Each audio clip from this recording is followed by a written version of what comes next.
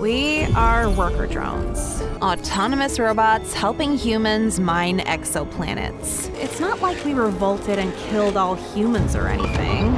They handled that fine all by themselves. We finally had a future. All to ourselves.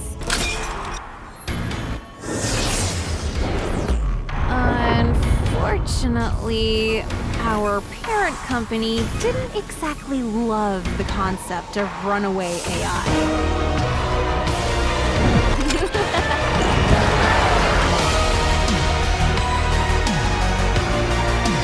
What have our parents done for the past forever while those things build a spire of corpses? That's weird and concerning. This isn't what I expected at all! We'll move on just fine. I hate to see you corrupted as well. What am I being punished for? You can fix her, right? What did she tell you?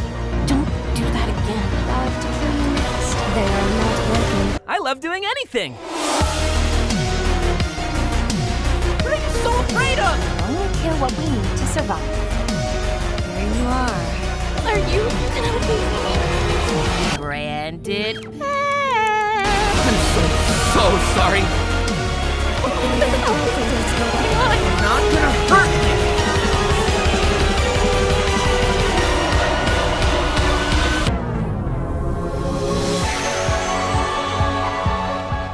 Murder Drones is a show about cute little robots that murder each other for reasons. Skull emoji, cowboy emoji.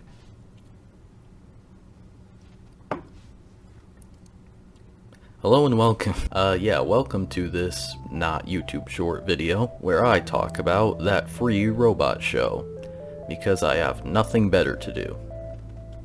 I don't have a job. I kind of wanted to make a video somewhat like this, just explaining a show for a long time, and this is probably just about the only show I can talk about in a lot of detail without just getting immediately copyright strike. Alright, what's up guys? Today we're going to be talking about this new Minecraft movie. But before I lose my last brain cell, I want to tell you about today's spot. I wanted to say a few important things before I start the video. One of which being, if you haven't already, for some reason, you should go watch this show because it's free on YouTube. So, I mean, there's not really any real reason not to watch it, you know, even if you hate it. It's free. I also want to say I'm not really the first person to do a video like this. Here's some videos on screen. But if you have the time, I would recommend watching those as well because they're all cool people, I think. And then probably elephant in the room, as you've seen. This is not a short video, and if you're just as crazy as me and you actually plan on watching this whole video, the save to watch later button is probably going to be your best friend. And I mean, I would really appreciate it if you watch the whole thing because this video will almost certainly get rid of all of my remaining sanity and probably all of my computer storage as well. So without further ado, sit down, get ready, grab some batteries as a snack, roast them over a fire, and then eat them. Don't actually, you'll die, and let's get into this. Why am I doing this? What? So episode 1 basically opens with giving us the exposition, and I mean if you were paying attention in the first 30 seconds of this video, you should already know what it is. We hear someone talking about how they're robots working for a company that is definitely not SC Johnson, but then, you know, the humans died because they'd screwed up something, but now these robots had the planet to themselves, but the humans that somehow didn't die were like, no, we don't want that, and made these robots that were designed to kill the other robots. Flying robots with bombs. We then get to see that it was all actually just a very professionally made class presentation given by our protagonist of the story, Uzi. She talks about how the parents of the worker drones have just like built a few doors, and then that's apparently the protection they have against the murder drones. I mean, damn, those must be some pretty strong doors. Uzi thinks it's a dumb idea to just stay behind these doors and just pray that the murder drones don't get in, and honestly fair, because we've already seen that praying doesn't really work. And then yeah, she pulls out a gun. Thick as hell railgun! I like this character already. She plans on using this gun to just take out the murder drones herself, so you know, I mean, good luck. And then Uzi with her gun that she calls the sick as hell railgun, it explodes. Then she gets like a bandage and an ice pack. Wouldn't the ice pack kill them? Ew. It didn't kill her. Oh my god, that's so bad. And then a high school guy walks up to Uzi and just talks to her, which apparently doesn't happen often, probably because people are scared of her. But then, you know, there's this guy whose name is Thad, which is probably the most stereotypical, nice, extroverted guy that likes sports name imaginable. I'm an angsty teen, Thad. Bite me. Her dad is pretty much the door guy. I mean, his last name is literally Doorman. I'm sneaking to the murder drone lair tonight to get the last spare part I need to save the world with it and earn my dad's respect and stuff. But mostly the world part. So, you know, daddy issues going on. I mean, I've seen it before, you know. Bite me! So then she wakes up at J Station AM, grabs the key card thing, so now all she has to do is just be stealthy when trying to get through these doors. Oh fuck. So Uzi's dad, whose name is Khan, and he also kind of sounds like Tony the Tiger, he basically asks her, like, what are you doing here? But because her dad is kind of dumb, and he's also a little weird. Good door. Good door. But, you know, that aside, he lets her go outside to examine the door, but not before we get this. The wrench I used to tighten bolts on my first door prototypes, and to put your mother out of her misery when the murder drones got to her with their nanite acid. I want you to have it. Come on, you can't just be giving us casual lore drops just like that. Also, apparently he can pull off his mustache because they're robots. Cause the drone hair is obviously not their own hair. They've, borrowed it. Help me! Uzi then goes outside to touch grass, which out here is pretty much corpses. This whole tower thing that you're seeing right here is all apparently corpses that were killed by the murder drones. So rest in peace to Billy somewhere in there. But luckily, within only about a minute, Uzi is able to find the last part of her gun that she was looking for. So good news. But bad news about 3 seconds later. Okay, I really thought that that was the back of his head, and then the light thing turned on. So it's actually not the back of his head. So that was well made is what I'm trying to say. But it's okay because Uzi just found the last part of her gun, so now all she has to do is just aim at it and then shoot it. And of course she dropped the fucking gun. God damn. Whoa. And they said pirating all that anime was useless. Yeah, that really does not surprise me at all. Anime on my side! Wait, you...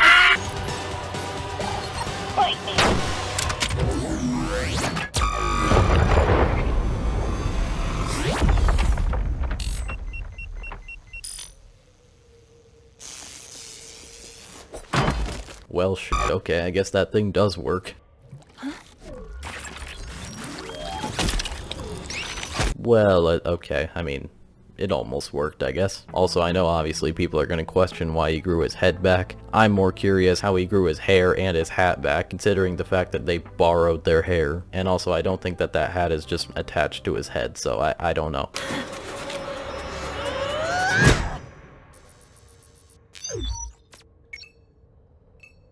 Did you just slap me with that arm?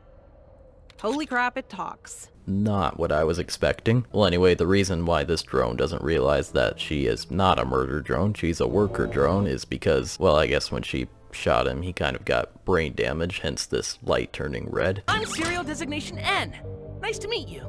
I also can't seem to remember the past 3 hours of my life. But I'm sure that'll sort itself out. Uzi says that, you know, she has to go, but during that fight scene, she got stabbed in the hand with the nanite acid. Oof, stuck yourself? Just pop it in your mouth. Our saliva neutralizes the nanites. Otherwise, I'd be constantly disassembling myself. Well, obviously, Uzi is not a murder drone, so if she were to suck on her hand, it sounds so wrong, but I don't know how else to say it. But, you know, she's not a murder drone, so if she were to do that, it wouldn't work. Hey, let's go in that landing pod over there. Sure, I love doing anything. So apparently N over here is not the first murder drone, which, I mean, we kind of already knew, I guess. First, there's V. No! No! Please stop beating my own eggshells in front of my family! Okay, so I think it's safe to say that the best thing to do if she's nearby is to run away as fast as you possibly can and never look back. And it seems like right away, V barely even knows about N's existence, so that's not great for him. Then there's J, our leader. N, you're worthless and terrible. And if the company allowed it, I would straight up kill you myself. Think I'll leave it just at that clip. But there's a lot of things that I could say here. What are you here for? To worship me? kill yourself. Uzi learns that this isn't actually just a landing pod, and it's actually a spaceship, which can get them off this exoplanet that they're on. Yeah, they're not on Earth, by the way, because, you know, of what happened to Earth. Instead, they're on this planet named Copper 9. But apparently something bad is happening on this planet, and they're trying to leave. But obviously the spaceship is broken, so they would need to find a way to fix it, which is kind of convenient. We are worker drones. And also reveals that the main reason why they even kill a bunch of things in the first place is because they need to drink the oil from other drones to not overheat and die. So cannibalism is the only option, I suppose. And, you know, also in N's case, he wants to be useful, but, you know, that it's not all about him, okay? But yeah, then the other worker drones get back, so then that's the end of that lovely conversation. Are you going to kill me? No. I mean, yes. Well, anyway, Jay is able to reset N's memory by Will Smithing him, causing N to have Vietnam flashbacks that make him realize that he was actually talking to a worker the whole time. Well, Uzi makes it back to the base, and N is able to open all the doors. Crap. So, Alright, well, I guess him being nice was fun while it lasted. So then, you know, he kills a few more, and also drinks the oil. Pretty nice hydraulics, huh? What have you done? How long did it take you to get those cards? Uzi went outside, got the last part of her gun, shot at one of the murder drones with their gun, and then the other murder drones came back, and then she had to run away, and then N got in the base and killed a bunch of people, and only just now you're getting here? Like, since it was 3 a.m., did Freddy Fazbear find you? Like, what happened? My beautiful doors! Now is so not the time. I messed up. In the same way, I'm about to fix it. Move, Dad! You really couldn't just take like 4 steps to the right and then you'd be out of the way and then she'd just shoot it and his head would probably grow back, but you know, you might give him temporary brain damage again. Dad?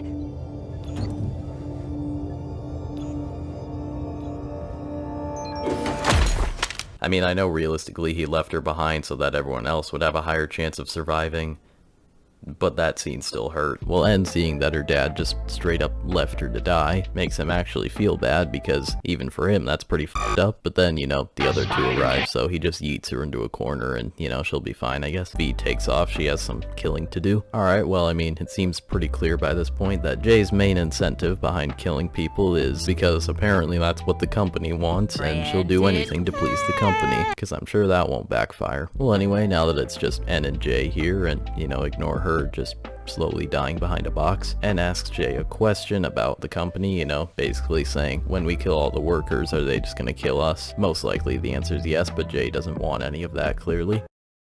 No way, buddy. Questioning the company? You just finally gave me the excuse I needed. Well, there you go. I mean, I don't really know why you couldn't have just made up a fake excuse for why you killed him. She probably could have just lied and said that he tried to kill her, so then she killed him. To be honest, she probably could have just said that he offed himself, and I don't think they'd be able to do anything about that. Well, you know, Jay flies away, so now it's just these two slowly dying in a room, except apparently she's not actually dying. Apparently her shoulder is already healed after getting stabbed. I mean, I think I might know why, but we're not there yet, so just ignore that for now.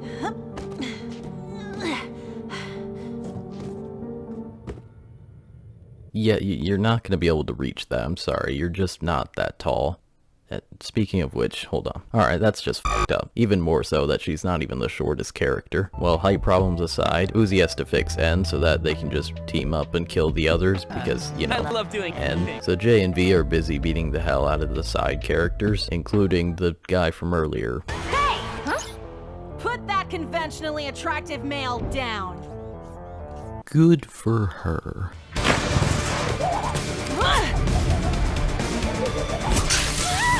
Okay, well, I didn't realize that that pen was also a lava lamp. He starts shooting at Uzi, which causes that. You can see this little symbol in Uzi's eye for a second, which may or may not be foreshadowing.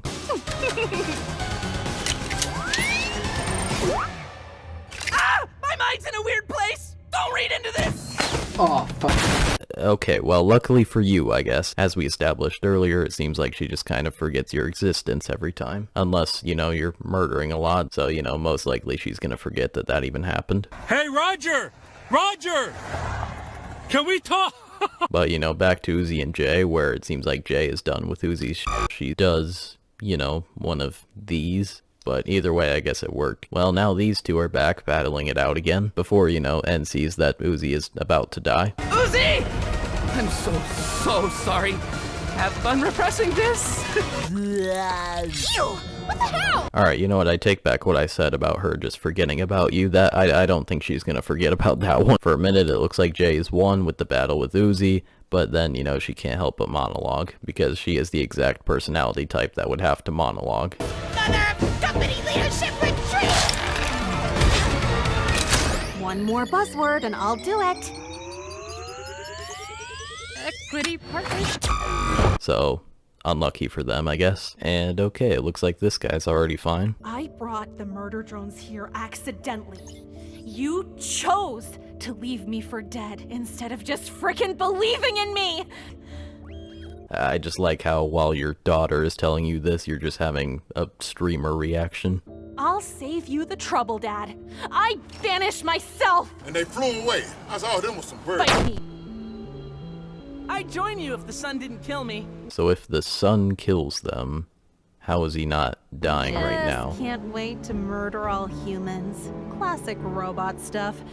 I hope they're sitting pretty there on Earth, because we're coming for them. It's that eye thing again. We get this dramatic zoom out of the planet to see that more spaceships are on the way, and that is the end of episode 1. For a first episode, it does a pretty good job of kind of keeping you interested, and it definitely makes you want to see what happens next. But overall, since this is the first episode, it's mostly just there to kind of give you an idea of the whole plot. These worker robots are forced to live in this place to survive, and not get killed by the murder drones that were sent out by the humans, and you know, they're trying to escape the planet because it's going to shit or something. I also just kind of want to give a brief description of these characters because since it's the first episode, they're most of the important ones. Uzi is... I'm an angsty teen, Thad. It's just not for me, okay? But then again, my mom is not dead and my dad doesn't have a door fetish, so who am I to judge? N is... I love doing anything. I mean, don't let that distract you from the fact that he has the most on-screen kills so far. V is... Stop! Don't kill me! Yeah, I think that's all that you really need, but just know that she's probably my favorite character. J is... I love the company. The company. The company. I mean, the whole reason that she died was because she was using company curse words. So for the first episode, that's probably all that you really need. And now I have 7 more to do. Or did you do something not useless for once? So episode 2 starts off with a view of N, before turning to these black silhouette of characters who are apparently supposed to be the humans. So obviously this is some time in the past because, you know, the humans are alive and N has a butler outfit rather than the other one. We see that he's actually in some kind of mansion with some other robots around, including this one who is actually V, and I didn't even recognize that she was the same drone at first because the glasses threw me off, alright? But before they can talk about going on a date... Move it, moron. Hi, Tessa. Oh no. Another one? I don't trust anything about any of that. And then N wakes up because apparently that was some kind of dream flashback, and he also sleeps like a bat because why not?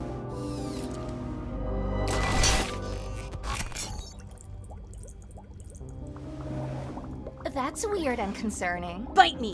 That is indeed weird and concerning. I was the pilot? That's awesome! I crashed and ruined everything. Spaceship pilot. Origin story.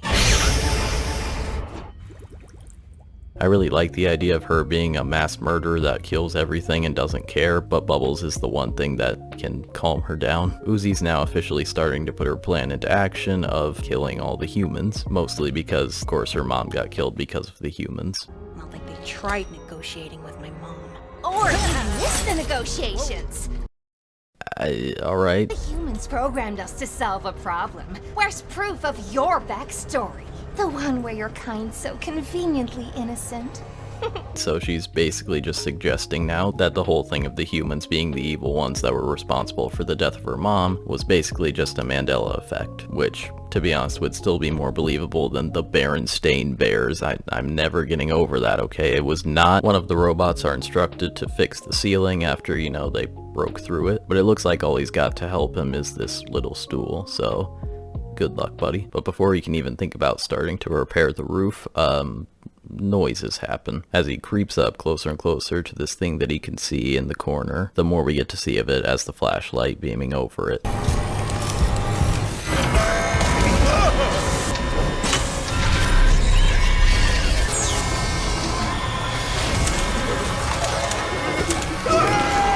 Well, that was certainly eventful. Next we see Khan at a parent-teacher conference. The teacher explains to him that Uzi is interesting in class. Uzi, please sit normal. Bite me! Uzi, give Brayden back his sentience. Bite me! Her. I started it, and also I'm dumb. Oh. Apparently this information of her being an interesting student is news to Khan. I mean, it's not really my business to worry about what he's into, but also, like, that's your kid, you know? You good, Uzi? I'm good. Better than good. I am God! Oh, god damn it. Looks like Thad was able to find Uzi's sick-as-hell railgun, and also go into detail about some weird crawling thing that he saw, which, judging by N's reaction, it's not going to be good. We then see a worker approaching the robot that died earlier. Join you standing eerily still over there in suspiciously low resolution? Yes? Alright.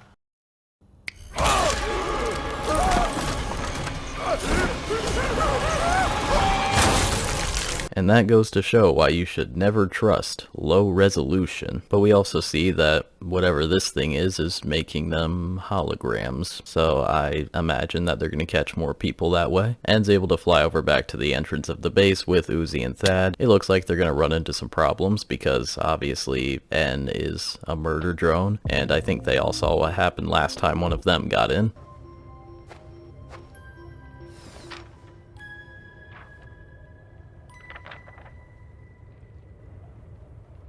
Oh, alright. Just don't do it again. Get in here, you goobs. So let me get this straight. You're telling me if you do something really f***ed up, like kill a bunch of people, and then you were to just write a card saying that you're sorry, people would instantly forgive you?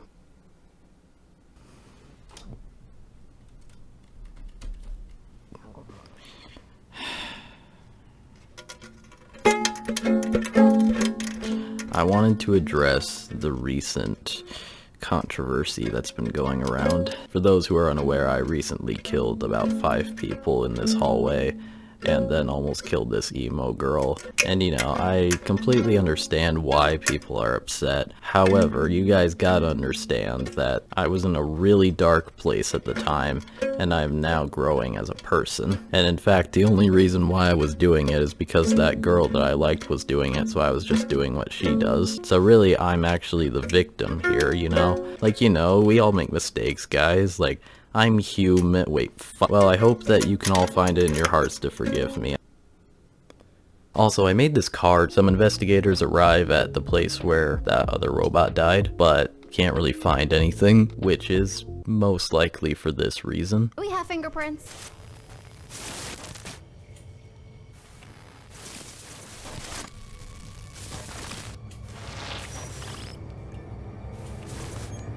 I love how just everyone disappears around her, and then we get to see her most likely die. I mean, the scene cuts off, but based on a lot of things, you know. Then Khan tries to argue that the only reason why Uzi's weird in class is because class is boring, which is hard to argue with, but the teacher is too busy over here gaming, alright? He don't give a shit. Where are your folks?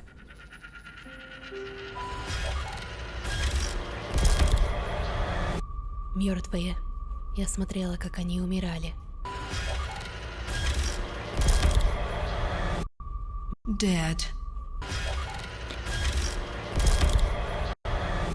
Oh, you're so Portuguese. Okay, so clearly something traumatic happened since we saw her in the first episode. That was the joke, idiot.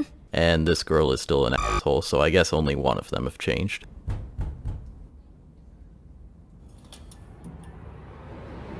That girl is gorgeous, right?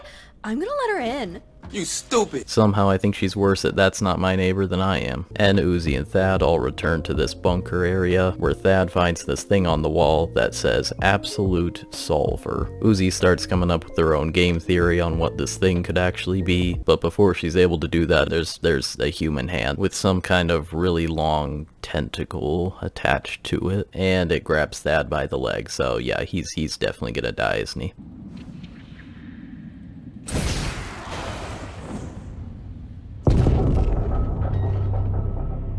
Yeah, I don't know what I'd do in this situation. I might just like curl up into a ball and cry. Well, the thing tries to grab Thad away, but N has ninja stars apparently. I want a freaking ninja star.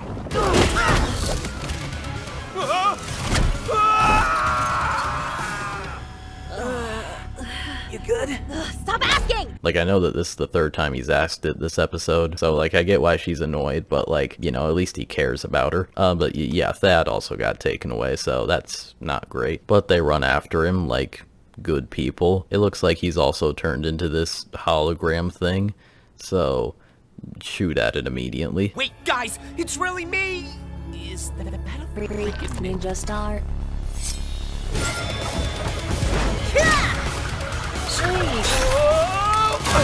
I mean, look, she may not have a ninja star, but if she can kick one into something, I swear, these two are just going to be unstoppable together. Yes, Thad did just straight up run away after they saved him. I mean, maybe he still could have scared the thing with his threatening punches, or make the thing jealous that it wasn't invited to his shindig next weekend. Super invited to my shindig next weekend. Cool kids only. Anyway. We're busy then anyway, so whatever. So lame. Not the Portal 3 that I expected, but at this point I'll take what I can get. I mean, look, if you were to tell me before I started watching this show that these two goofy goobers were gonna find GLaDOS from Portal, I would have been hooked. These two seem to think that it's Jay after she died, but it's not. So you are a program? More like you are our cute puppets. It hurts our feelings you don't remember us. Well, it looks like they've also done a hologram of Uzi's dead mom, so I'm sure that won't be traumatizing. Also, N just straight up leaves. I don't know where he goes. Now we will have to do something shocking. Whoa! Hey! Goodbye, Dad. So that is a thing that just happened. Uzi, you good? No. Pranked, idiot. You big stupid. Alright, what the f is going on? Like, we've just seen a hologram of her dead mom. We've seen her dad get brutally murdered right in front of her. And now the thing made a hologram of N. Time to go into my mouth now.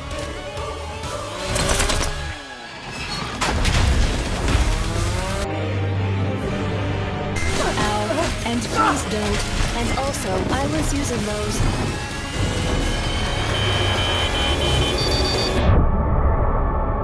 Well, that was certainly a lot, but they were somehow able to survive all of that. Although we do get to see the remains of the dad just straight up disappear, and the thing that died, it turns into this black hole thing. Interesting. Which parts of that were real? Look, I'm trying to figure out the exact same thing right now. A ton just happened in the last few minutes here, and trust me, I want to know everything just as bad as you do. Me need answers. You need therapy. Sneaky, sneaky. Sneaking away. Get snuck upon. Ow. Ow.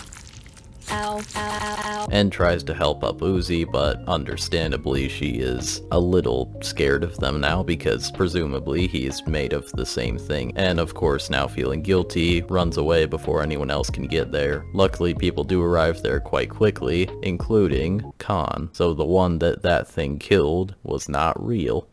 So I guess you could say the dad was a lie. I need to stop. We then cut back to this Russian girl whose name is Doll, Yes, it's a weird name, okay, but I didn't come up with it. We get to see that she's looking at some kind of picture before this bug approaches her, which causes this flashback to show up of what happened earlier with her and this girl, Lizzie. Okay, so she has superpowers, I guess. We get to see that her powers also have this absolute solver symbol on it.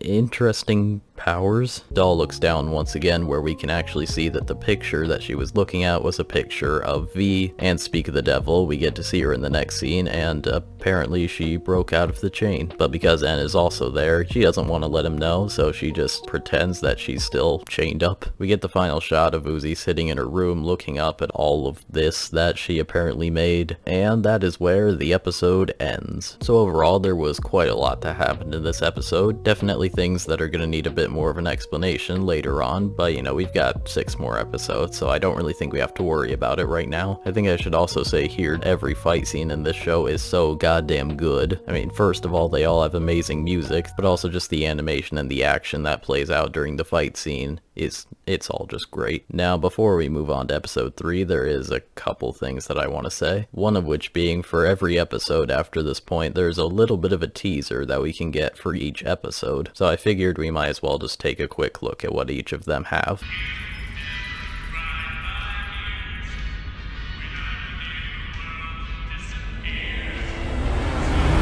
Look, I'm sorry, but I just can't help but think of that one Astaf movie bit.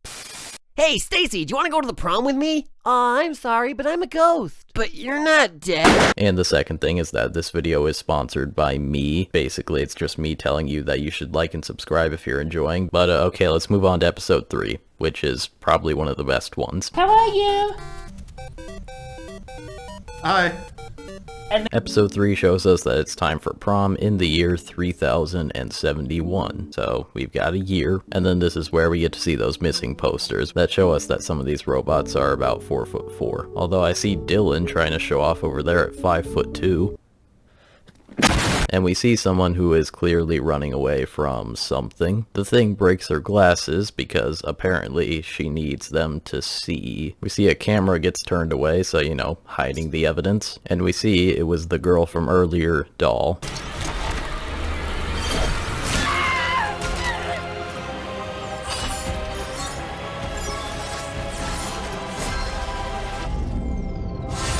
That scene went down more violently than I was expecting it to, especially because this happens in the first minute of the episode. Doll comes back to her home where we can see that she can make things go to her without having to pick them up. We also see a list that she pulls out, and she's crossing off names one by one of drones who were apparently gonna be the prom queen. So there must have been some pretty fierce competition, I guess, if you had to execute them all to win. Bob, you have a list.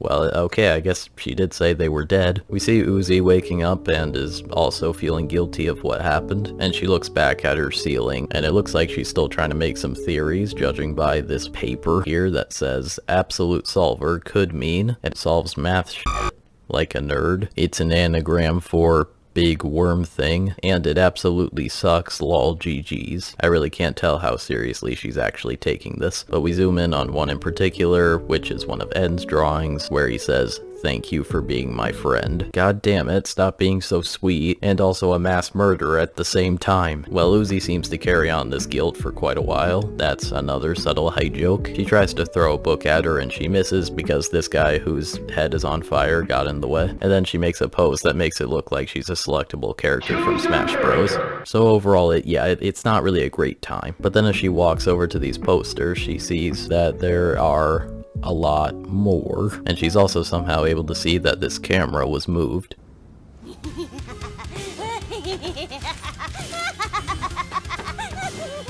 I'm very concerned. Who the hell stole all the stuff from her ceiling. Well, actually, I'll just tell you it was her dad. I also just want to give a quick mention to the clickbait thumbnail on the left because I really appreciate it. But we see this paper on the door that says Nori's kooky insane stuff, which will probably make more sense a little later. Obviously, Uzi is a little upset, and he apparently has a parenting manual, but I guess him reading a manual is probably better than him just not knowing how to do it at all. Uzi wants to go and talk to N again. I'm going to talk to N. What is this? Prom dress! I find it pretty disturbing that they're using human skeletons, and a child one for this one, as coat hangers, basically. Khan is now forcing Uzi to go to prom because he doesn't want her talking to the murder drones anymore because he feels like they've done bad things to her, which, I mean, he's not entirely wrong, but this one's cool, you know? And he apparently got some people to go with her already, and it is these two. This dad does not know how to dad. What? We cut back to N, who is still kind of freaking out about everything. Apparently V told him to get these prom outfits, which he did, although obviously because it's V, she just wanted them so that she could have an excuse to go to prom and then probably kill everyone, whereas N actually just wants to be dapper, which I won't complain about that. N tries explaining to V about the whole crab heart thing, which makes V think about things for a second. I can only imagine what. Do you ever look at someone and wonder what is going on inside their head? If you free me now, I promise we'll only kill what we need to survive. Just you and me, Anne. Uzi arrives at Doll's place where it looks like she can see the whole dead parents thing going on, whereas since Lizzie over here is just normal and doesn't have this weird thing in her eye, she doesn't see that anything is actually wrong. So this is probably not gonna end well for her. You should get ready. You're gonna look so cute in a brave way. Since when could she teleport? How many powers does she have? Well, back to N and V. N is quite skeptical about what V is offering. If you're hiding something, we can figure it out together. Even if we each only have pieces. Please, what do you know? I mean, we know he can grow his head back, but damn, she really doesn't want him to know something. We see Uzi getting ready in the bathroom. That sounds okay. Moving on. She's still suffering from her absolute solver problems because she keeps breaking mirrors without trying to. Dude, no one will notice she's missing. Just do your thing, and I'll let in be. We'll see you there. But we don't get to think about that for very long before hearing some dripping.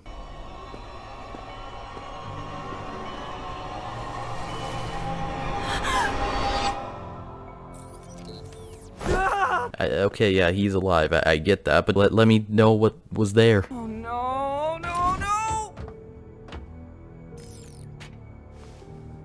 No, no time! Dapper N. This should make me happy. We cut back to the bathroom for the reveal of what was behind the curtain, which was a lot of mirrors. But once again, we don't get much time to think about that because footsteps start approaching to the bathroom, so some quick thinking should happen right about now.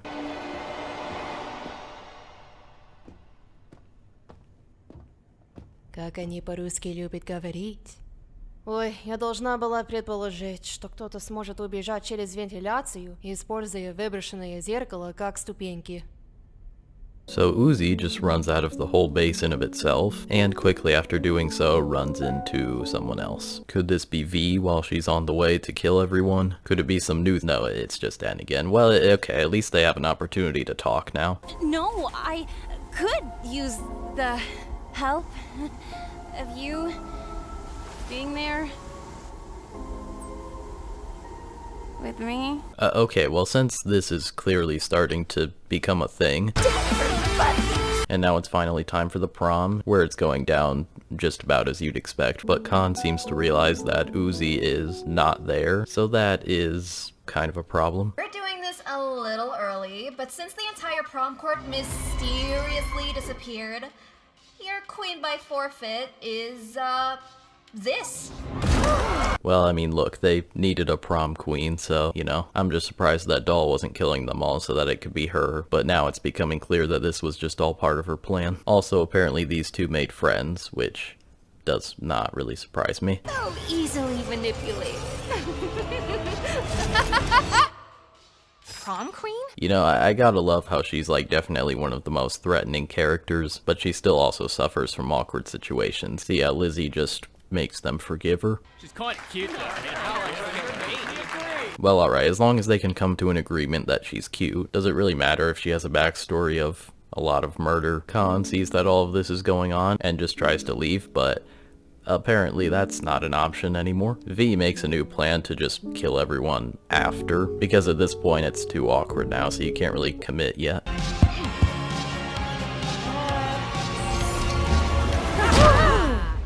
Unhand them, you fiend! Yeah, I imagine that's not what they expected. On second thought, you're way harder than Doll. Run, idiot!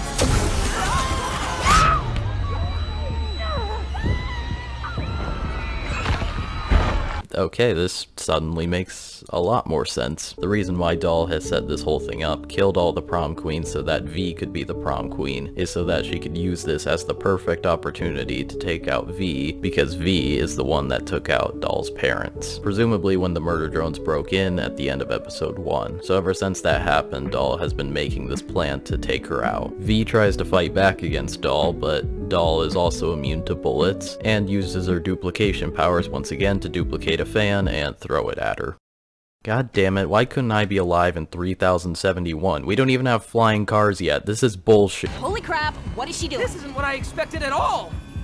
I guess we should, Well, they're able to save V in time, and luckily they're able to unlock the door so that everyone else can escape. Я не единственная, кто потеряла из-за них семью. Fight me!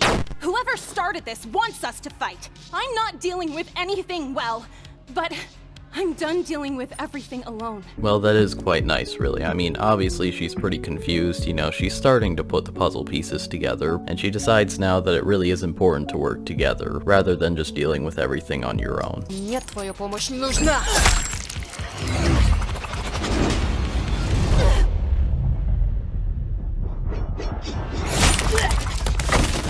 Well, that was short-lived. Khan tries to come in to help, but Doll throws a knife right at Uzi, but instead of killing her...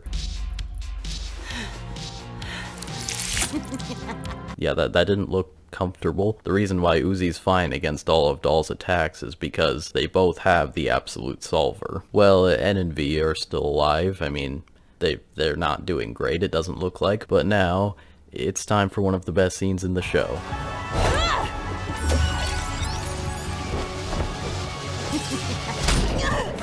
She was so damn confident for a second too that I thought she had it.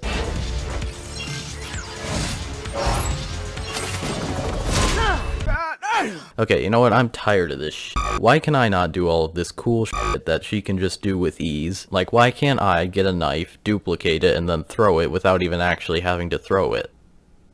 I gotta try something. Hold on.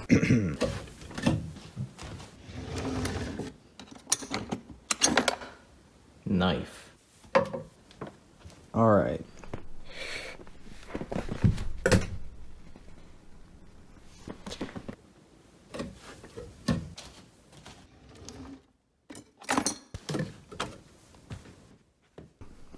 Yes, that's as good of a house tour as you're getting.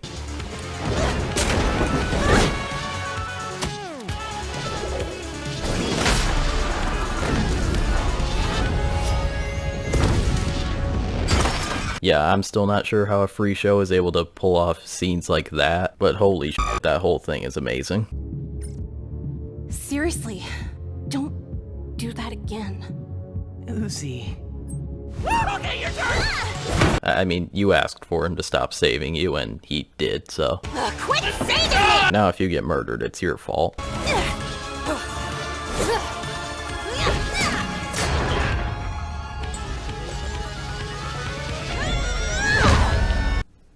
Look, we need more of this from this show, alright?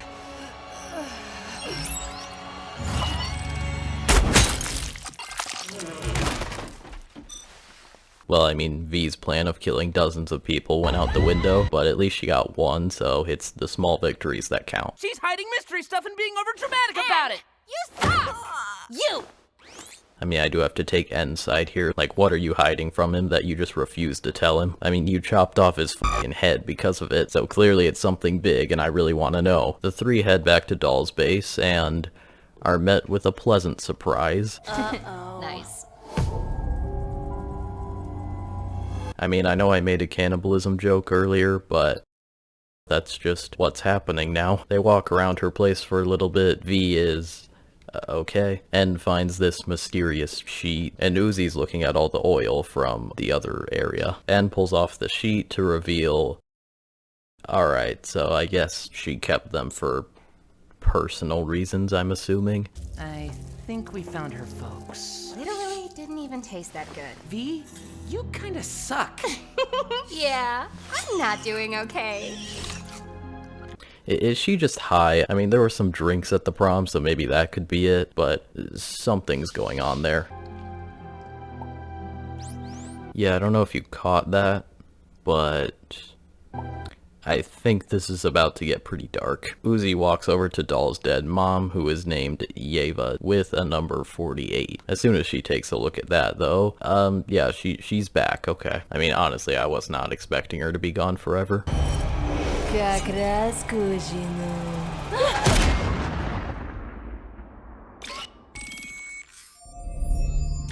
I mean, okay, in their defense, that was probably pretty unexpected for them. I mean, they didn't even realize it was happening for a second. V was having wine in between two dead bodies. But after the shot was taken, I mean, obviously Uzi's robot puberty was still going on, and for some reason on the right was over there making YouTube thumbnail faces, and then V okay, goddamn, she was ready. Жаль. Если я найду то, что ищу, то и тебе помогу. What? Извини. What? Oh, don't you dare! And it's gone. How many times are you gonna do this to me? I just want to know something, alright? We cut to this drone walking outside to get his glasses, and then it looks like those spaceships that we saw at the end of episode 1 finally arrive. It looks like one of the remaining humans have finally arrived onto this planet. The human's name is Tessa, and she works for JC Jensen in space. Oh yeah, and then Jay also comes back. And with that, the episode ends. Overall, I think this is definitely a top 3 episode. It's kind of hard to say since not all of them are out at the time I'm recording this, but like that fight scene is something. This episode also does a good job at fleshing out some more of the characters. The thing that's definitely concerning me is Uzi having a sip of the oil. That surely is not a good sign. Overall, I think this episode has a lot of good reveals and is just fun to watch in general. Also, here's a good meme template that you can feel free to use. Although I'm worried what people might use this for. But with all that being said, let's take a look at the episode 4 teaser that we've got. Okay, well I'm definitely gonna have to go frame by frame to read what all of that shit said. So we've got hungry, we want more, mother makes fuel from the bones. Great line for a fan fiction. And get snuck up on. What is all of that supposed to mean? Not too sure. If I had to guess, it's just some kind of drone talking about how they're hungry and want more oil because it tastes good, apparently. I wouldn't imagine that it would, but it's their taste buds, not mine.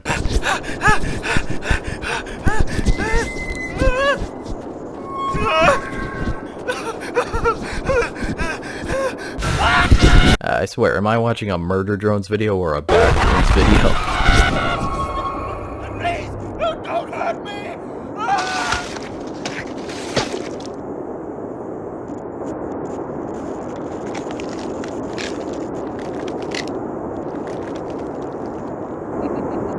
Okay, I mean, that's also giving me some kind of Slender Man vibes. So now 3 down, 5 to go. Episode 4 time. What, Anne? You just interrupted my cool marketing montage! Want a break from the ads? So episode 4 starts off with this sign showing Camp 98.7, which has apparently been around since 3002, and since the story takes place in 3071, it's been around for approximately 69.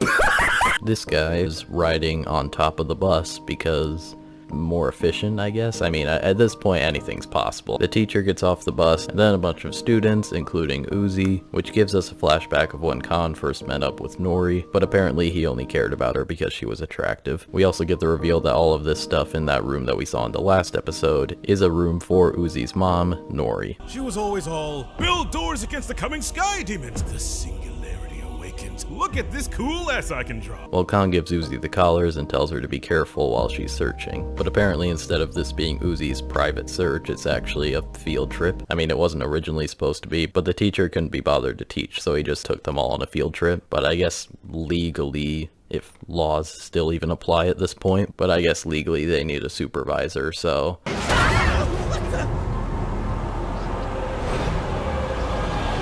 Welcome, campers! Okay, I'm not really surprised that they got N to be there, because, you know, N will do anything, but I'm actually really surprised that V agreed to that. Let's sound off! 1, 2... Liberty, liberty, liberty, liberty. That makes a lot more sense on why she agreed. Although I think that's going to make it a little bit more difficult for most of them to trust you. But you know, Thad and Lizzie are already friends with them, so they'll just walk up and... Did she just... Well, okay, at least she acknowledged their death, and I guess because they're more scared of Uzi, it's enough for them to trust the murder drones. Well, luckily this does give Uzi the perfect opportunity to go explore where she originally wanted to, so she starts walking off to this cabin where we're shown that she also has these powers. Something that is very important that she finds here is in fact this dog calendar, and we can see that it says, evacuate all dogs just in case something bad happens, I don't know. Cool, we did that, that's canon. Also, all dogs are now immortal thanks to science. I mean, is it kind of just a cheap thing saying that all the dogs survived and all the humans died? Yes, it absolutely is, but am I gonna take it? Abso-fucking-lutely. As Uzi does a sigh of relief that all the dogs survived, she hears a strange noise coming from the darkness, and when she shines her light on it, it looks like some kind of doll.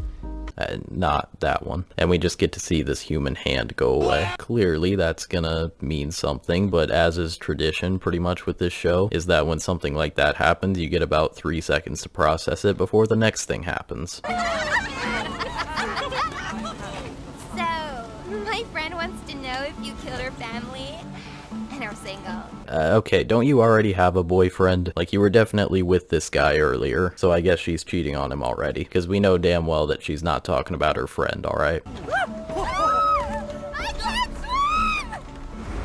can't swim! Oh, thank you. Okay, ignoring the fact that that's ice for a second. One, she's a robot, so I feel like if she swam, that would instantly kill her. And also, I mean, I know why, because it's N. But why did N save her? Uzi, who's been looking out this window for this whole time now, suddenly breaks the window, and we see that she's having some kind of overheating problem, which gives us this quick flashback of presumably the night before, where she must have snuck back into Doll's place to drink some of the oil and not overheat. And then V shows up, and apparently she was aware that Uzi's just been looking through a window for the last minute and not really looking for anything. I mean, I'd say that's a little weird, but also, it's V. Better to stay distant, though. Don't you think? Since I'll have to kill you next. Yeah, call it a hunch, but I don't think that V trusts her. Apparently she can make them not die anymore. Oh my god, I'm alive! So, you know, you could always make friends with the key bug. The key bug tries to give Uzi a hint about something. Uzi uses her powers to lift up the floor, which shows us a dead drone buried under this cabin. There's also a bunch of notes that we can see with a bunch of writing on it, similar to what we see at the start of this episode in Nori's room. And then a key bug climbs on her and scans her. The key bug has this little text thing going on where it says, "Welcome back, O2. How can I help you today? Submit time card, PTO request, registered torture chamber complaint, end my suffering, promo offer discontinued, call elevator." There's a lot going on there. It also has a message later saying, "Please place me on proximity reader, cabin fever labs." That sounds a little familiar. As Uzi is trying to learn how this whole thing works, okay, that's bad. And then we cut back to the other classmates who are now doing archery. Sorry, did I cheat? Uzi sneaks out of the cabin because she wants to try to talk to N, but doesn't want to let anyone else know that she's here. Uzi, get on out here! This troop's a team! Wait, no! Well, Hey, everyone. I mean, okay, I kind of get why they're scared of her. I mean, she did pull out a gun in class in the first episode. Well, Uzi is able to stop the arrow with her powers, but not without this happening.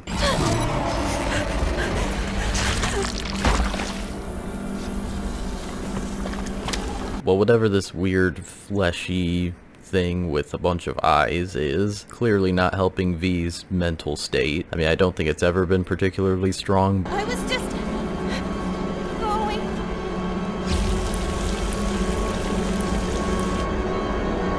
Yeah, I live in the woods now. Well, okay, at least her flight instincts were in play. Also, I can't help but notice, but this guy who's supposed to be the other girl's boyfriend kissed En on the arm, and Rebecca clearly finds him attractive. So, are we about to start up a threesome, or Uzi tries to lock herself in this cabin, and she also goes to destroy all the lights, because I'm guessing that's doing something with her brain. But as she goes to destroy this final light,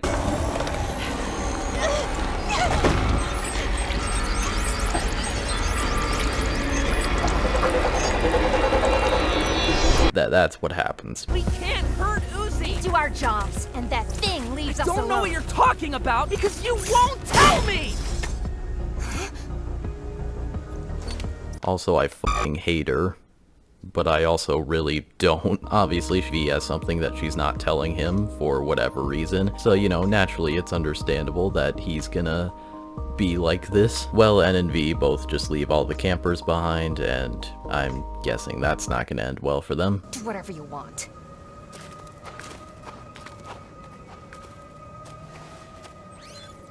I think with that face, Rebecca took whatever you want a little more literally. We need to sneak this far just to make out? It's about mood, Darren. Oh, never mind, they're just making out. Alright, I thought it was gonna be not that. Well, Rebecca and Darren go into a not mysterious and creepy at all looking cabin, and I think you remember who was just in the cabin about 2 minutes ago, and also what we left off with then, so...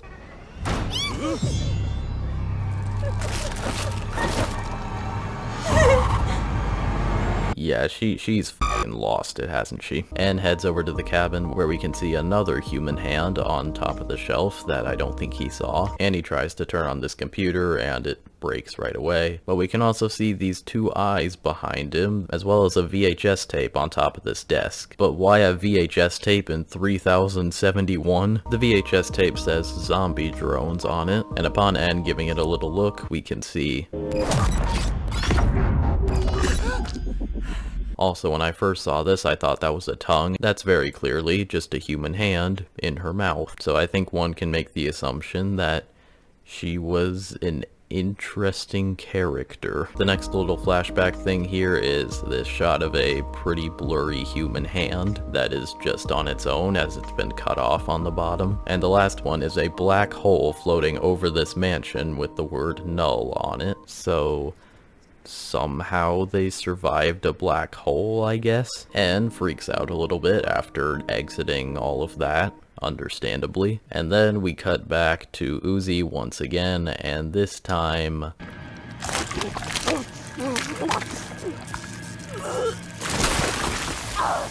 yeah, I think basically every main character at this point has done some kind of cannibalism act. So Uzi is just drinking a bunch of oil so that she won't overheat, but it looks like she didn't realize that one of them might have gotten away. But her warranty wasn't expired. It never existed. It's scary, cause it's like... Aren't you guys worried about Darren and Rebecca? real. I think he's gotten enough, alright? This girl has a book called Final Girl. Shouldn't they be back from their immoral makeout session by now?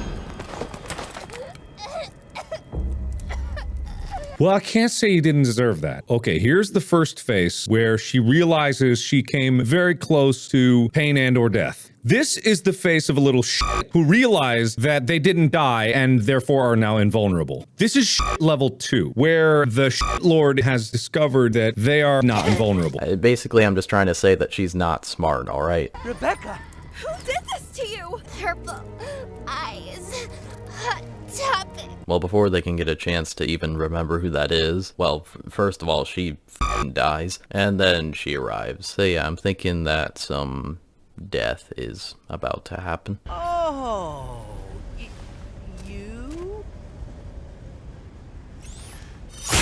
Look, I get that she's not that popular, but like, you were just scared of her like 5 seconds ago. I don't know why. But also, now that this guy's dead, it looks like his head won't catch on fire. Goddamn. Split up! I think I read that's good! Yeah, I don't think any of them have ever seen a horror movie. And also the book mocks them for being stupid. Hey, doesn't that song sound a little familiar? That intro took me many hours to make. Does it at least have pictures? It doesn't. I checked. I mean, that's just uncalled for, really. Lizzie continues to run away, and then she also runs into... Final girl!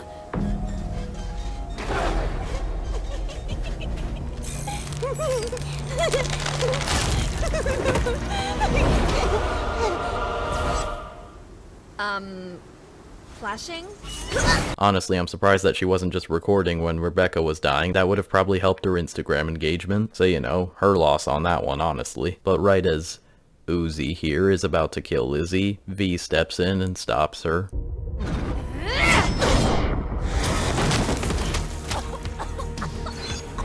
Killing her, not saving you. Okay, Mom. I feel like they both have a thing for each other, don't they? Please. New body, same horrors. Huh, Sin? Who exactly is this Sin that you speak of? I'm assuming it's the one that we saw real quick in that flashback, but what's special about her exactly? I mean, I guess that, probably, but I want to know more.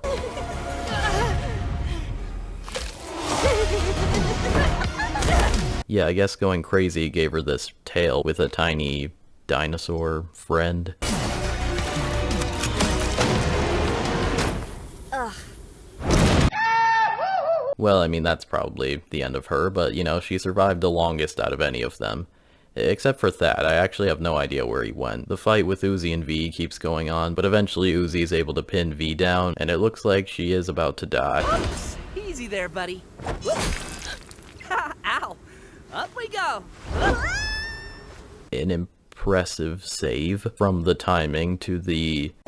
I mean, after the thing that just happened with Uzi, she did get some wings, but she doesn't know how to use them yet. But then N, that somehow flew above her despite the fact that she was falling pretty quickly. Either way, N pulls out a clipboard. He's literally her f***ing therapist. I love everything about this. I'm gross and eating people and stuff. Yeah, we'll figure that part out. Yeah, I have a strong feeling that he's already been through this before, so I think he already has an idea of what's going on here, and I don't think he's really too worried about that. Uzi, on the other hand, is worried about if N is just gonna leave her behind. Are you, like, gonna leave me? Obviously, because it's N, you know, he doesn't have plans on doing that. But Uzi is more worried about acting differently around N because she's already kind of built up her personality since they've been hanging out. So it looks like she worries about that if she starts acting more vulnerable around him, he won't really care for her anymore. You weren't with me to make it fun somehow. I kind of forgot what that was like. Same. Overall, this is a really strong scene for the two of them, especially because both of them don't really have too many people in their life. It has them both realize that they're going to be there for each other when they're not in their highest spirits and when things aren't going well. Plus, my voice is more like...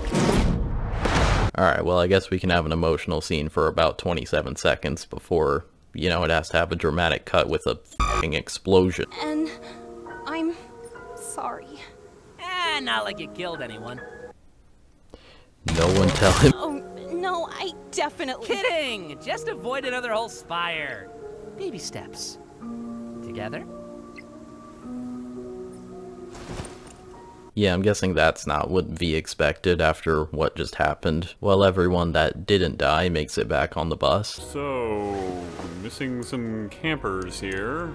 If he questions it too much, you have to kill him. There's no other way. While Lizzie's busy over here Snapchatting, we see V actually have a moment of reflection over all that's happened, and it definitely looks like she's starting to question if she's actually doing the right thing or not. Up until this point, it looks like she thinks that she's been doing the right thing by trying to take out Uzi, but in reality, Uzi is just a victim of this whole absolute solver business.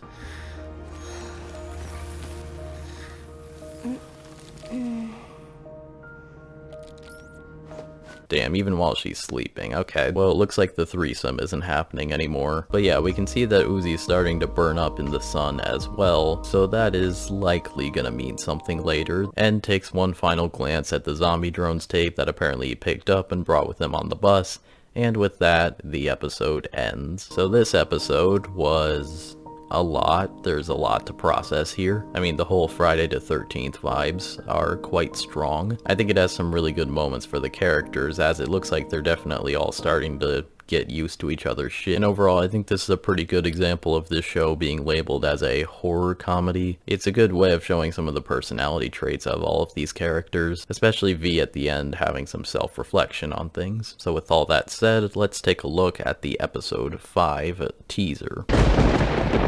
We open up with this picture that looks like it's kind of cut down the middle, but with the drones, and the other one that we saw earlier with a few humans as well.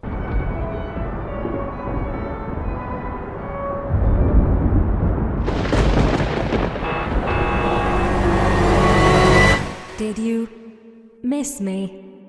I mean, yeah, kind of. It's been 13 years. I don't really know what's going on with all those drones, but I'm guessing that we're going to be figuring that out pretty soon. So yeah, overall not too much to say about this teaser, but hopefully things will be explained in the next episode. 4 episodes done, 4 more to go. Let's move on to episode 5. Also, rest in peace to Brayden. Here we go. Okay.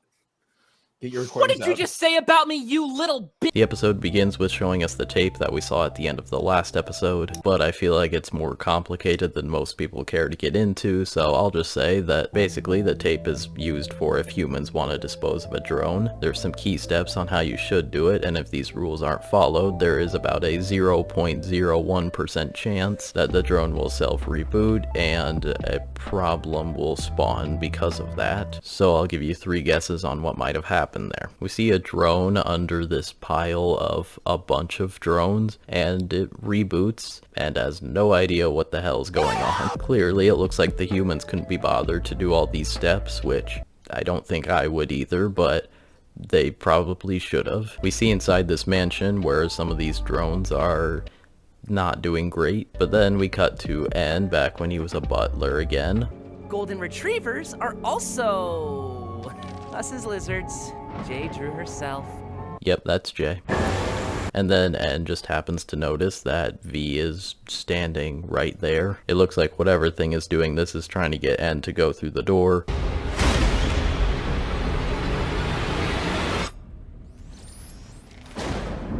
Is that a very rare case of someone being smart in a horror situation? We cut over to some key bugs and... Stab, you seem upset, big brother N. Perhaps you'd like to attend the gala with me. One big brother, and also that's unsettling. She wants to go to the gala, but N doesn't think that they're allowed to be there. Climbing, crisscross applesauce. Am I not wanted, N? So, you know, it looks like N's being smart by kind of trying not to let her go there, but she can also guilt trip. Don't give me those eyes. Giggle, I am so naughty. The flesh demands invitation. We'll ask Tessa, okay? Yeah, I would have caved as well. As they head in, it looks like all the other robots are there doing work because the humans are making them do it. Were you programmed by beasts? People like him are why I don't like people in general. Over on the other side, we see Jay and the other person we saw earlier, Tessa. Tessa talks about how there's other humans coming, and apparently she's only ever really talked to robots, so I'm guessing she doesn't really get to go outside. She also looks down at her wrist as if it's hurting, but then N shows up, so that all kind of goes flying out the window. I Tessa. Okay, I'm just gonna say it now. I don't think he even has to try anymore. Just people fall for him naturally. Together? Riz? Riz? Riz? Riz? And our single.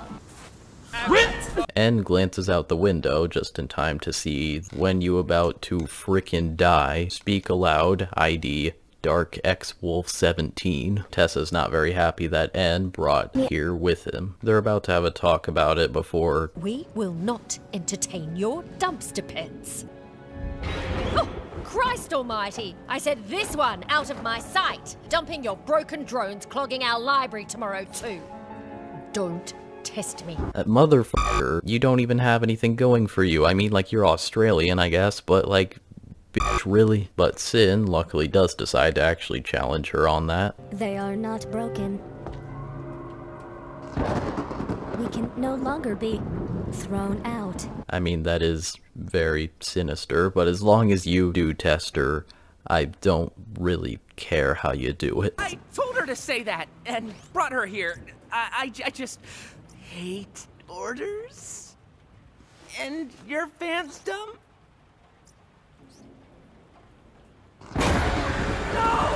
Never mind. So N, you know, gets tied to a tree, but the birds aren't actually eating him. Pretty much, they just want him to throw a stick so that they can go get it.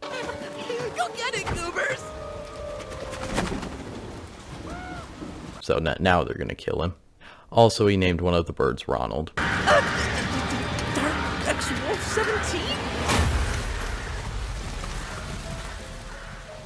I guess he was about to frickin' die after all, so desperate times call for bird.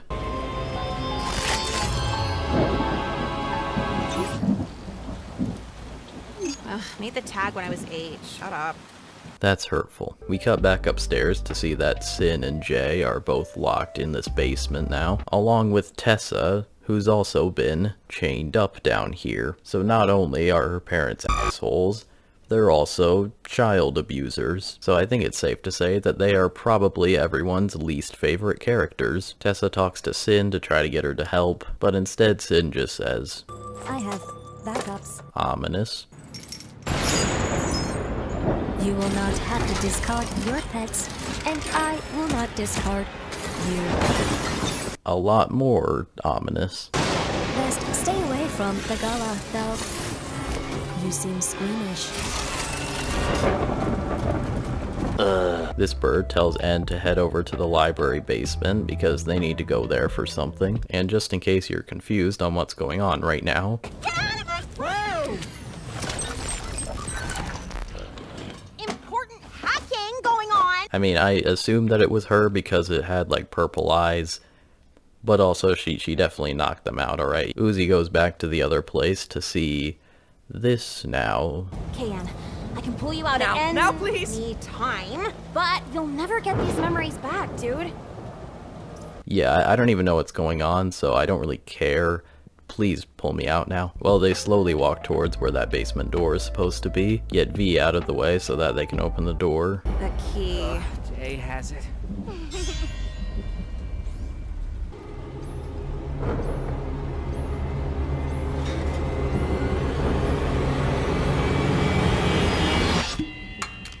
I mean, she is a bird right now, so... The thing on her hand definitely reminds me of that flesh thing that we saw in the last episode with a bunch of eyes. So I'm guessing V was having some kind of flashback of that from the last episode. Well, luckily Jay is able to break Tessa out of these chains. So now Tessa and Jay are both gonna go and try to stop Sin from killing everyone, even though Sin told them not to try to stop her. How about this?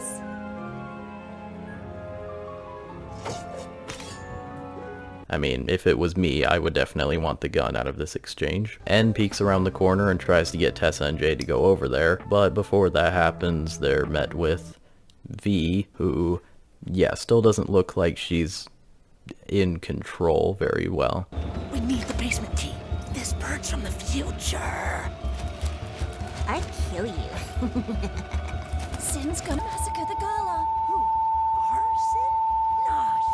Tessa tells N about how Sin plans on, you know, killing everyone, and N doesn't really believe that, and to be honest, from the interaction they had earlier, I don't know if I would have believed that this little bastard here was gonna kill everyone. Well, after they're able to get the key, V comes in and attacks.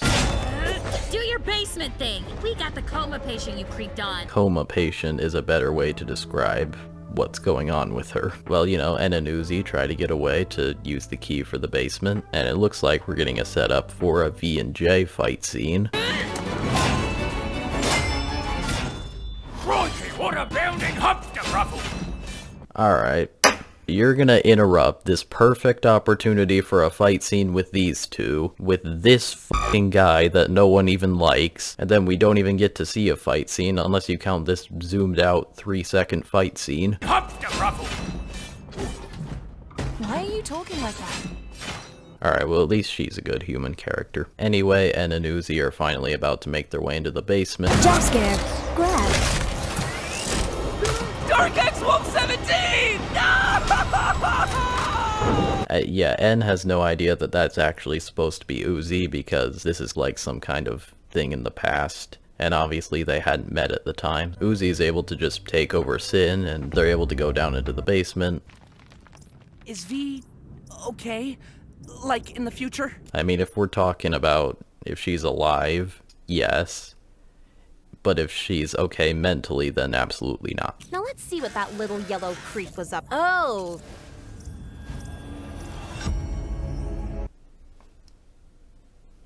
Okay, so Sin kills them all, makes clones of them, and kills them again. So, you know, she has probably been planning all of this out for a long time, you know, probably ever since the humans were a dick, and she wanted to just kill them out of spite, but she still wanted the robots around because she actually liked them. Let's get out of here.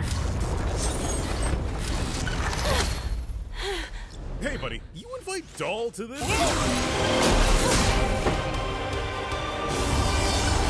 Well, I mean, she can teleport, so she probably just broke into her house. Because Uzi has to step out for a second to deal with all of that, Sin is able to take control once again, and things aren't looking too great for N over here. Especially because at the same time, this is going on. And giggle.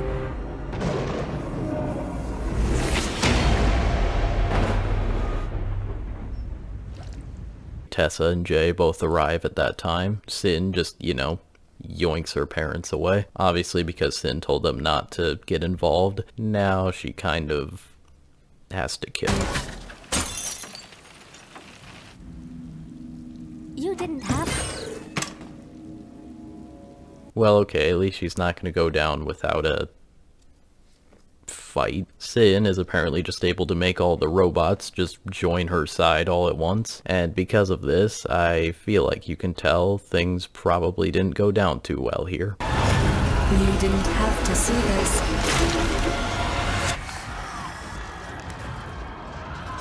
Yeah, that's a lot of screaming going on up there. Sin is trying to pick up these surgery tools, but is not able to. We cut back up to Doll and Uzi, where it looks like what Doll wants is the key bug that Uzi's kept with her because apparently it's useful as they're trying to find the cabin fever labs.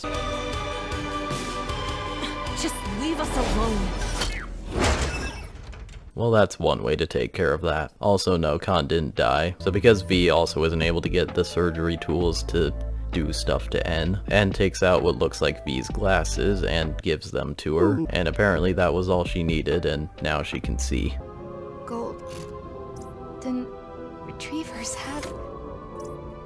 Gentle mouths, dude. I thought that was going to be going wholesome for a second, and yeah, it's not. Goodbye, buddy. Execute.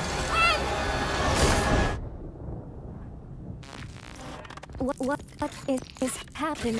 So she's just literally lagging in real life. Uzi's able to take over at the right time and also drop V, and apparently this is where N realizes that that was Uzi. Uzi? Don't freaking dox me.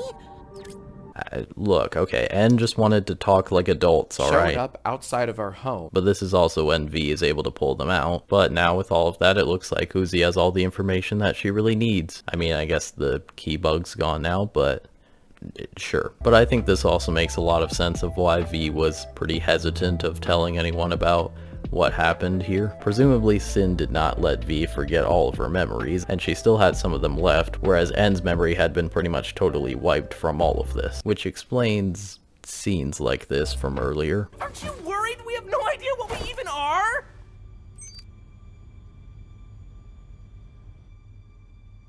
So I guess the lesson is sometimes a very traumatic experience is the answer.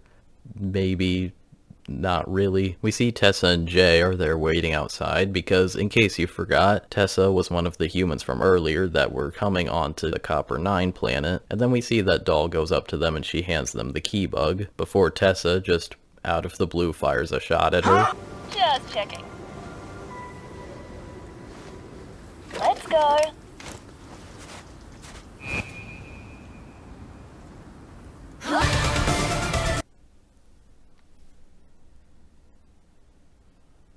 I don't know, add a sound effect, or maybe don't, maybe that'll just be funny if there's no sound effect added.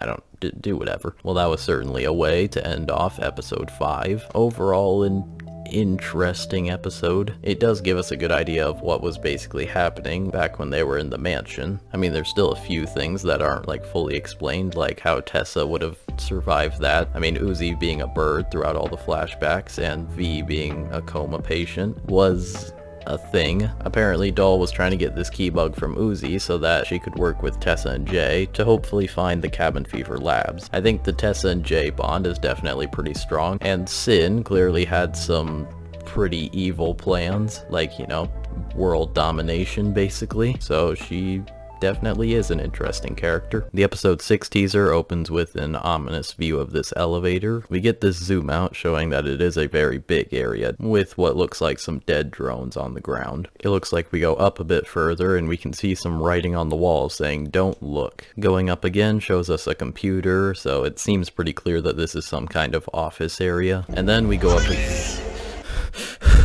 Could it have been anything in the universe besides a baby? There is only one thing worse than a murder drone. Boom. A child. Anyway, we've got some exit signs with buffering. Next, there's a shadow of a dinosaur. So I guess in 1,000 years, the dinosaurs go reverse extinct. The meteor went backwards, I guess. Next, we see a few computer screens and ominous laughing, probably never good. And we've got some surgery tools beside a bed. Okay, so hopefully they're a nice surgeon. We go up a couple more times, which allows us to see Uzi, V, and N all looking down into this hole, meaning that the start of this episode is probably the last time we're going to see them above the surface for quite a while. But enough talking about the teasers, and let's talk about the episodes. But you can't talk about murder drones without talking about World War II. Episode 6 opens with a tropical beach. Oh, okay, that makes more sense. Also, I want to mention the dogs over on the right, and I heart late-stage capitalism. We see this drone that looks to be hiding around this corner, and as she peeks around the corner, we see that she's looking at another drone who is buffering. She attempts to drag this drone back to her area.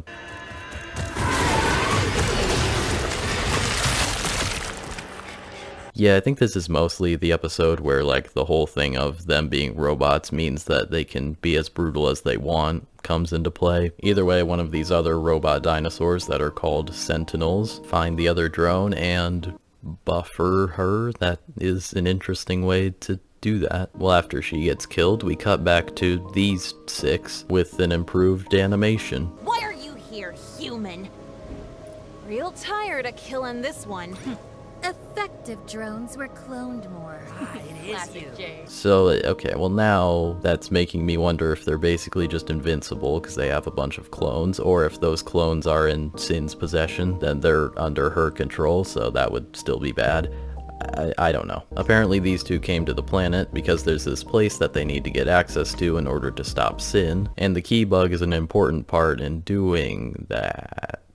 I mean, I can kind of see why she wouldn't trust her. I mean, she did just shoot her in the face. They try to catch up with Doll to get the key bug back, but she still has teleportation powers, and she jumps into that giant pit that we saw in the episode 6 teaser. Well, Tessa decides that she should probably explain what's going on to these three because they just got here. Step 1.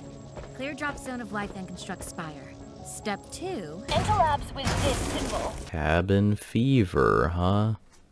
Yeah, they're gonna need that key bug, aren't they? Tessa tells Jay to watch her ship and she gives her the keys, which she looks a little confused about, but she agrees to go watch the ship, and the other four are gonna go down to try to get the key bug from Doll. So this will likely either end bad or end bad. She reckons the humans did something to her folks down here.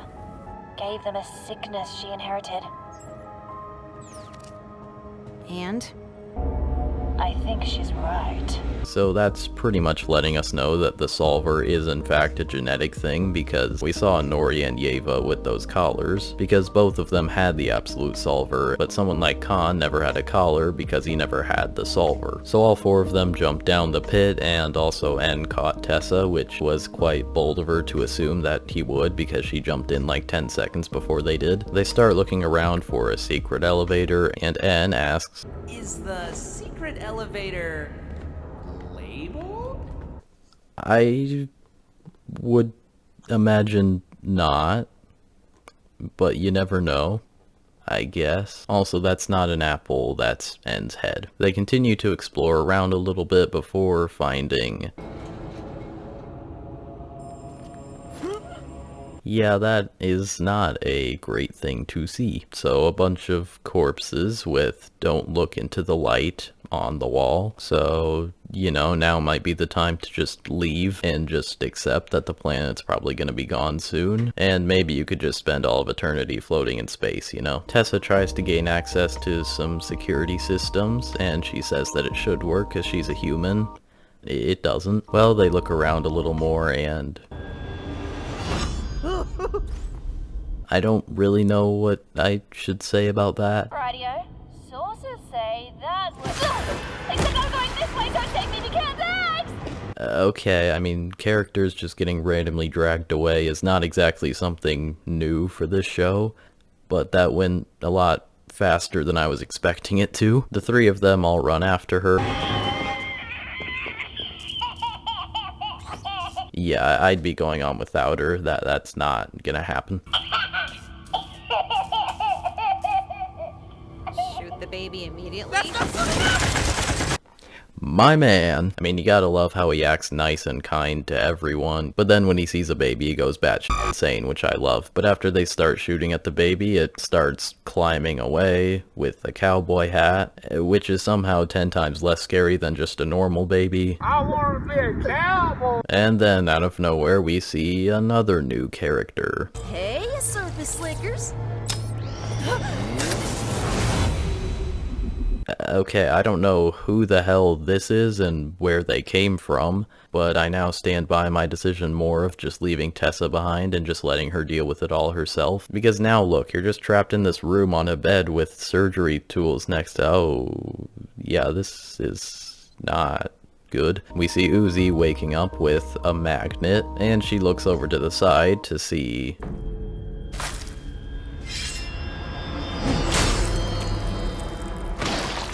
Holy fuck. A head bucket, huh? She also pulls these curtains out of the way, and V is there also attached to the bed. And she talks in a whispering voice, because, you know, you can't spell verbalace without the letter V. Whoa, hey, cut that thing up and you're gonna get a big creepy worm. An improvement. Yeah, you really can't convince me that they're not at least somewhat friends now. I mean, they definitely give off that energy of I kind of hate you, but you're also kind of my friend, which, thinking about it, makes a lot of sense. I feel like they're both dealing with like the same shit right now, and they're kind of forced to be with each other all the time because N refuses to split up from them. So now I think they just have to accept that they're kind of friends, because no one that isn't somewhat friends insults each other like that, okay? And then this girl over here named Alice opens up this oven to reveal a bunch of these heart crab things that I guess she's just kept in there. And Uzi sees this and tries to just use her solver to break away, but I guess because the magnet, that doesn't work anymore. I think it's safe to say at this point that Alice is not a nice surgeon.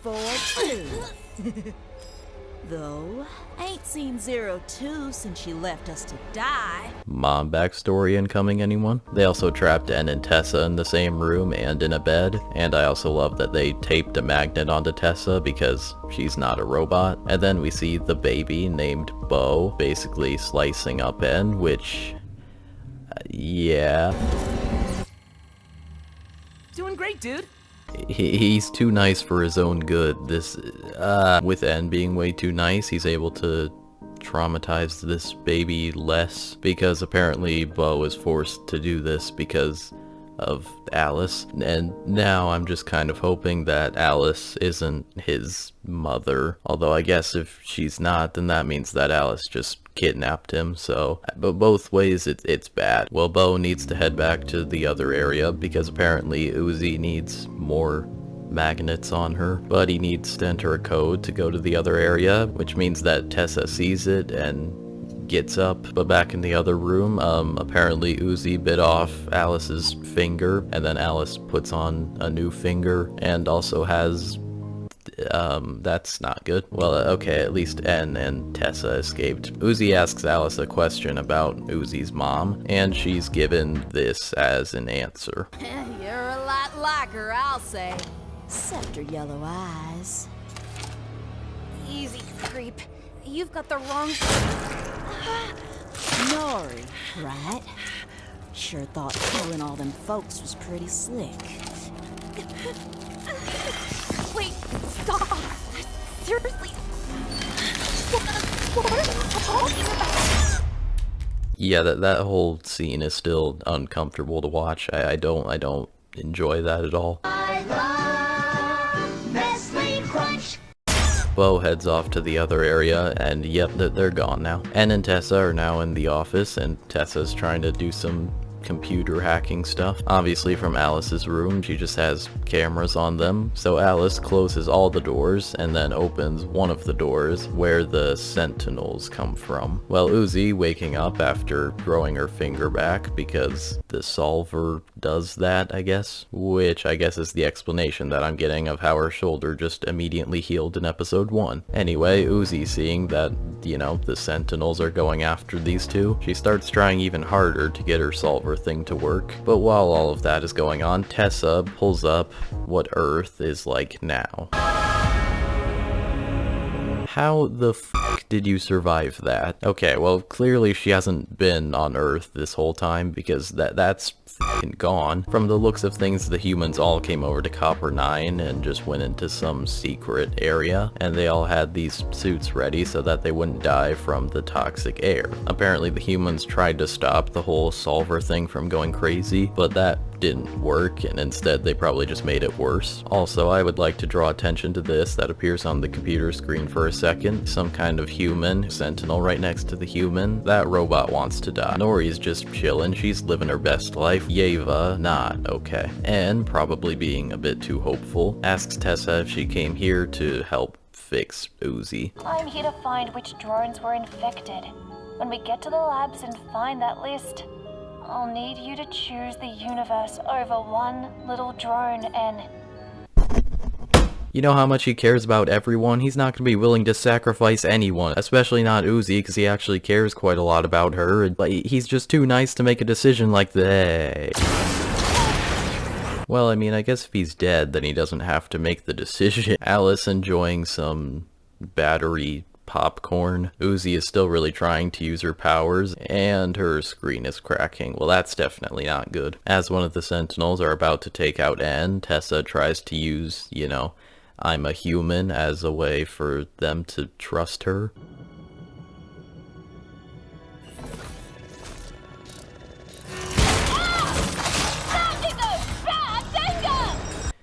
Yeah, but very Jurassic Park. Also, yeah, that's not oil this time. But the Sentinel, seeing that it's blood and not oil, realizes that that was a human, so it kills itself because it's not supposed to attack humans, but it did. Going back to the other room, Alice is trying to enjoy some food, but it flies away. And Bo also flies away, so this won't be good, will it? Oh, don't mind, maybe.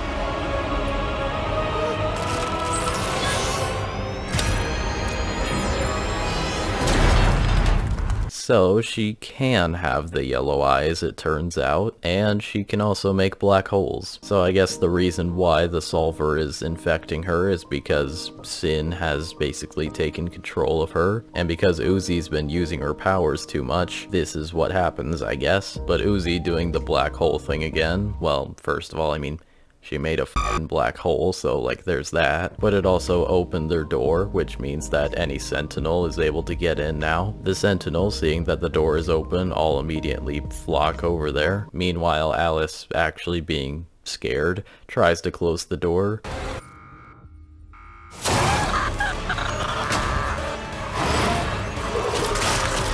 Yeah, that didn't go very well for her, but honestly she kind of deserved it. She was unhinged. The Sentinel's about to go at Uzi when Bo starts to fire up his gun, and V is trying to get out of being chained up to help, but instead of Bo firing his shot at the Sentinel,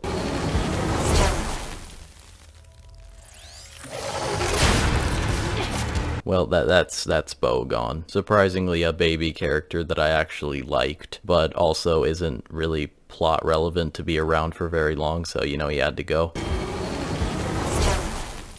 That's the cutest thing I've ever seen in my entire life. But now that V is free, she tries to help out Uzi by getting her untied, but obviously the Sentinels aren't really happy about that. V pulls out her handguns and is getting ready to attack at them.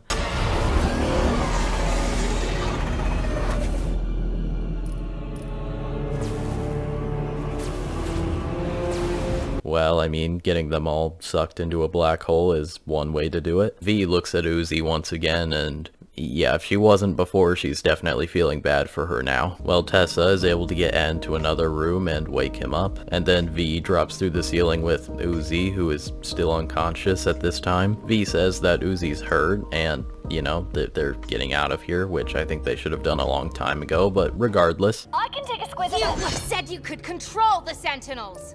Well, at least they can't boot loop me. We'll just do whatever you want. N? I mean, it definitely kind of gives off energy of arguing parents with N in the middle, and then Uzi's asleep. Tessa tells N that she hasn't told V about, you know, needing to get Uzi out of here. And then at that moment when they're about to get to that, she wakes up, so bad timing.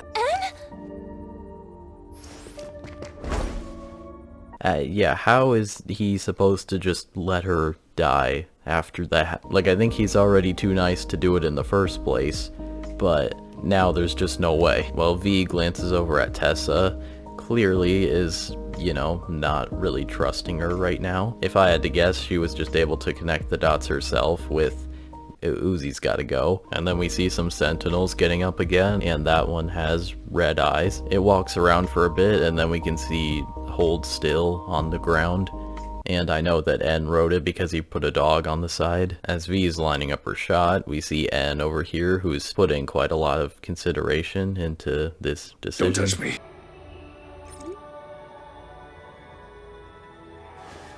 Yeah, okay, so they're pretty much just reversed roles from episode 2 now. The only difference is that N isn't as aggressive about her asking. The Sentinel gets out of the way after seeing more of them, so now it looks like it's safe for them all to jump down, and after they jump down, they see...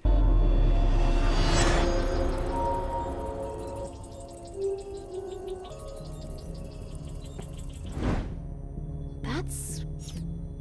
convenient. It's a trap. Yeah, no, never mind. Well, alright, they're smart enough to know. No! Yeah, both of them do really know what's going on, and it kind of hurts because she doesn't really. Well, before there's much time to think about that, Tessa... Bloody convenient, eh? Okay, I mean, she's not the brightest. So because of this, V slowly approaches with her handguns, and N and Uzi slowly approach with...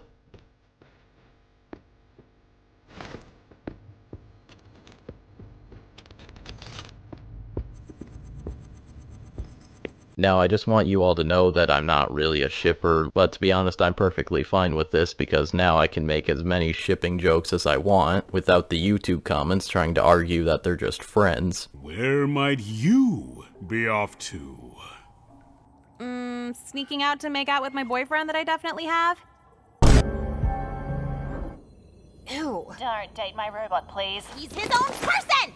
You, ew, you're mean. Well, alright, at least she would probably be a good girlfriend if, you know, she's willing to just step up like that. But then, as the rest of them expected, I am not dead! She does whatever this is called, and this would be a missed opportunity to not add the bruh sound effect. And then finally, it looks like she's about to dunk a basketball.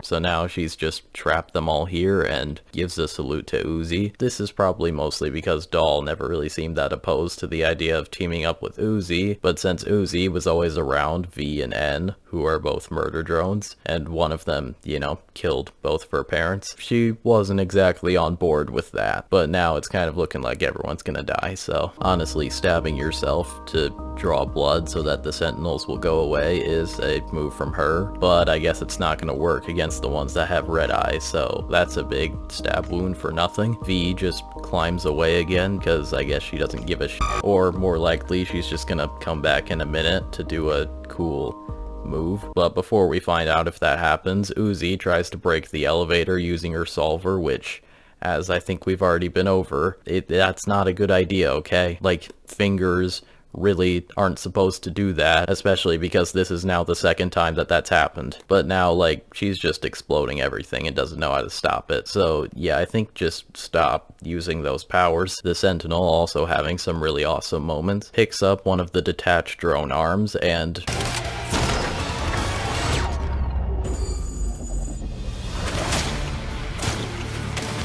God damn, can we get some statistics on that shot that no one will care about, because like moments like this are why she's almost certainly my favorite character. Also, she got some glasses now. I mean, they're broken, but I guess now she can actually see.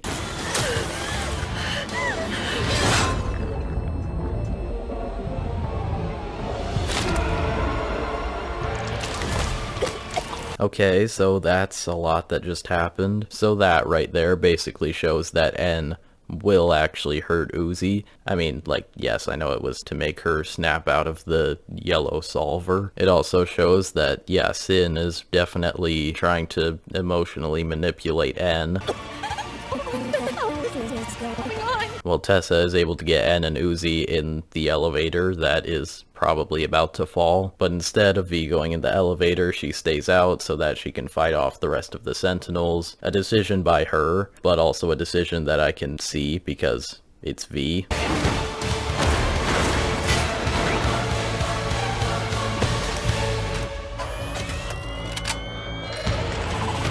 Well, okay, one of them are now getting rid of the elevator thing, so now might be a good time to get into the elevator. Okay, never mind, that's not gonna happen.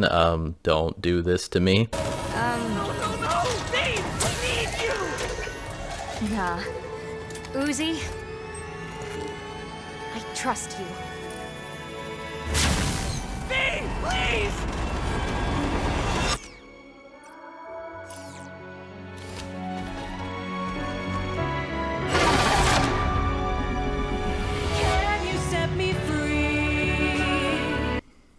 She's probably my favorite character. She's almost certainly my favorite character.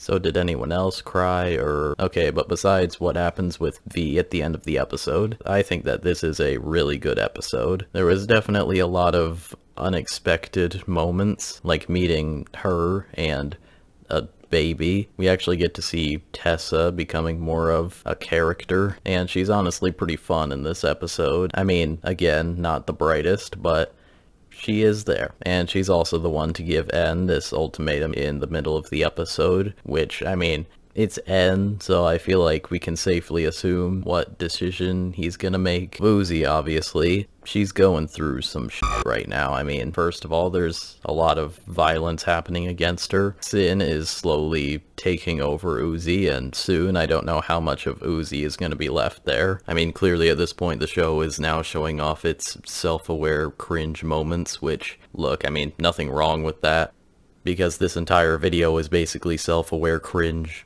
which I'm sure you could have figured out by now. Yeah, overall, this is a really good episode for horror and action. So we open with this hallway that we saw at the very end of the last episode, and we see a dead sentinel on the side and an oil trail. We see a hallway that we've never seen before. We've got a computer and writing on the wall. We've got a few lockers, and this one is Yeva. Fleshy stuff going on. There's skulls and triangles. Getting a close-up of the door. Another computer. There's some stairs up there. Zooming in on a red pit. Now everything looks red. And then there's, I'm and looking nervous. Some humans. Uzi has a full solver eye. That's a thing, okay. Tessa pulling out a sword on Uzi. Uzi looking at a computer screen. A crucifix. I want that dog. And looking to help up Uzi. A light shining through this area. Nori's thing. Gravity got bored. End's gone crazy. A human's running. A human's about to get got. Uzi looks scared and is bleeding. And Doll looks mad. Yeah, so that teaser had a lot. So let's find out what happens in episode 7. I'm going to kill the next person I fucking see, I swear to God. Hello, hi. Episode 7 opens in front of this cathedral, where we see a couple sentinels with some humans inside who are doing some science work. And we get the shot that we saw in the teaser transition up into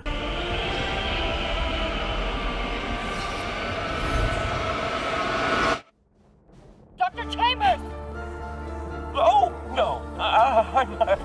Mitchell, you had one job, damn it. All you had to do was grab the right suit, and instead you grabbed this guy's. Apparently, he's important, and you're an intern. We cut back to Nori, where she is just now broken through the chains, and I want to use this as an opportunity to say, they need to stop using chains against the robots. This is now the 3rd time that they've broken through them. I guess in the timeline, this is actually the 2nd time, but my point still stands. Chains don't work on them. One of the humans pulls this lever to stop Nori, who is being controlled by Sin, which is what causes all of that to happen, so that's really fun. And then Ridley over here pulls out the crucifix, which has a USB on the bottom of it. Fuck, that's smart.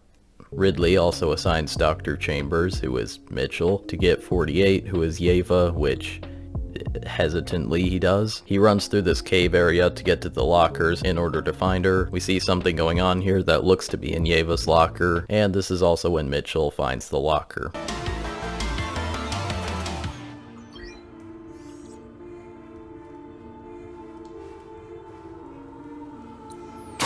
Come on, you're really gonna interrupt her Tetris game like that and make her go, like, save you all or whatever? Like, that's boring. Like, her locker literally says do not disturb on it. She's trying to be a gamer right now and become the #1 Tetris player. Who are you, that news anchor lady? Beating Tetris is not a life goal.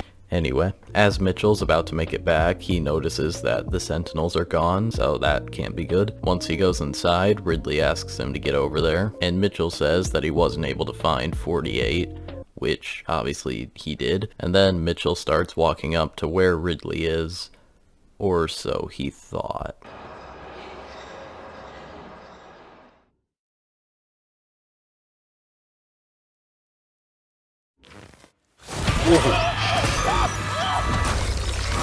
Yep. Well, that is certainly one way to do that. Basically, all of these humans going around were all hallucinations. Ridley, this one wasn't, although that one is very dead now.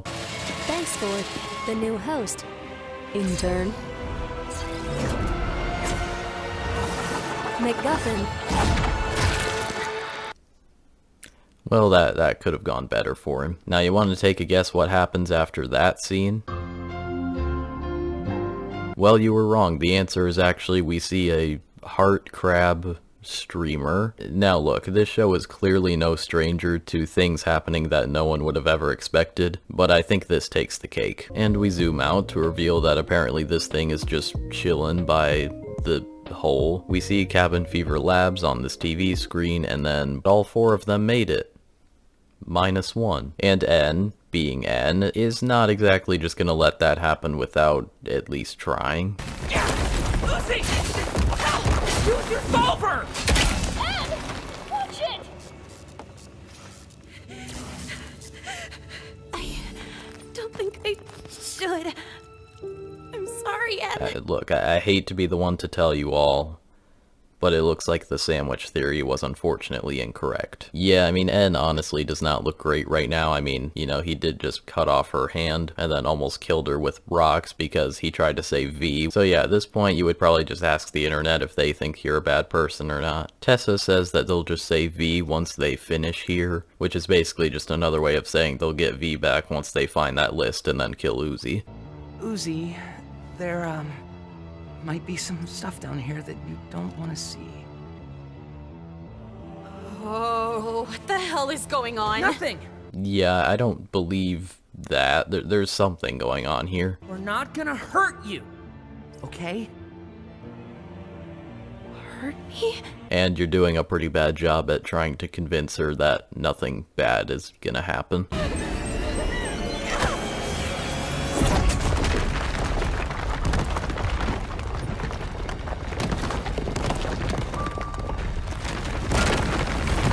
I want a divorce.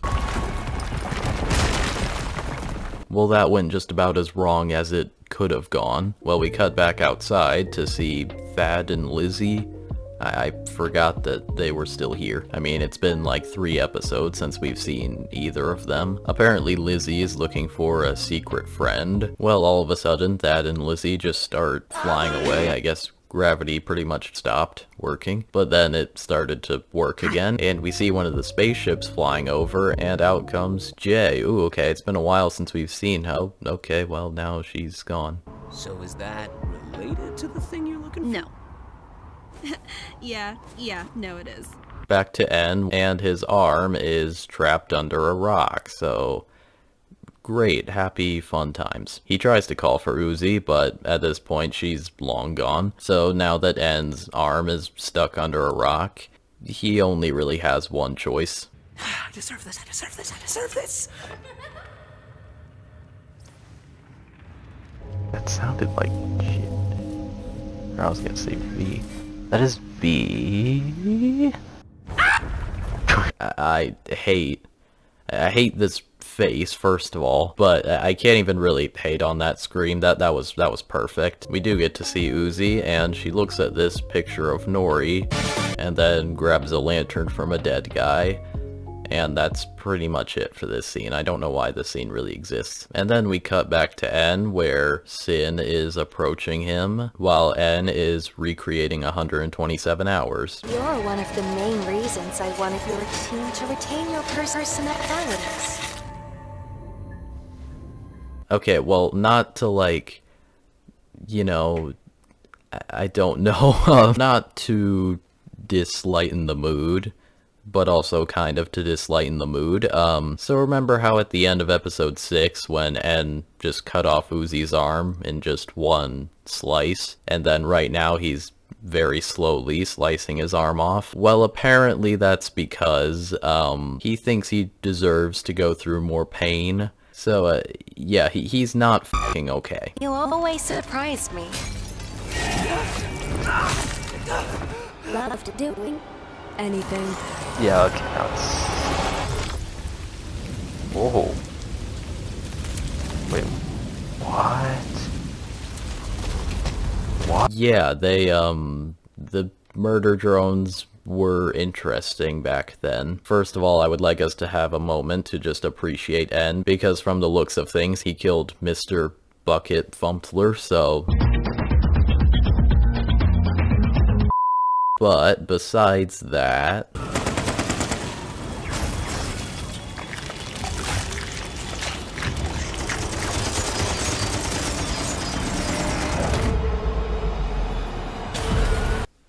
Yeah, so they used to murder the humans, and then once the humans were gone and the worker drones were there, it was time for them to go. So yeah, the murder drones have more bodies than we originally thought. Although Sin was not able to take control of N anymore because, as we can see on N's screen, Dark X Wolf 17 is the new admin, but I mean, Sin can still heavily traumatize him. Thanks for clearing the way on this planet too. Let's eat. Well, now he's gone. I also would like to take a moment to point out this part where she is literally staring right at the camera. Stop acknowledging my existence, please. Uzi makes it out of the cave in order to find the cathedral from earlier. Uzi heads on in and quickly finds the hellhole, and also finds the area where the purple heart crab thing was, where Uzi decides to play through this tape, and obviously Nori is Uzi's mom, so I think I get what N was saying about there might be something down here that you don't want to see. We cut back to N getting dragged away by Sin, but then a pickaxe followed with the purple heart crab and a crucifix. Why is Sin after her own murder pet? You stupid or something? Oh yeah. Well, by me then. Try. Well, alright, I mean, they both got out of there. We have a bit of a chase scene that goes on before we get some more lore drops. Think you could get this across the surface? I'm looking for a hunk named Khan. Uzi's dad? What the?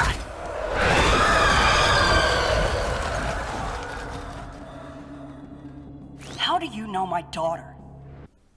So it might seem crazy what I'm about to say. Yeah, so this purple heart crab is Nori. I guess kind of makes sense because, you know, she had the purple eye. I even predicted that it was probably her because who else would it have been? But yeah, I guess she never actually died. She just turned into a heart crab and then never came back with the milk. Back to Thad and Lizzie where they plan on trying to attack Jay.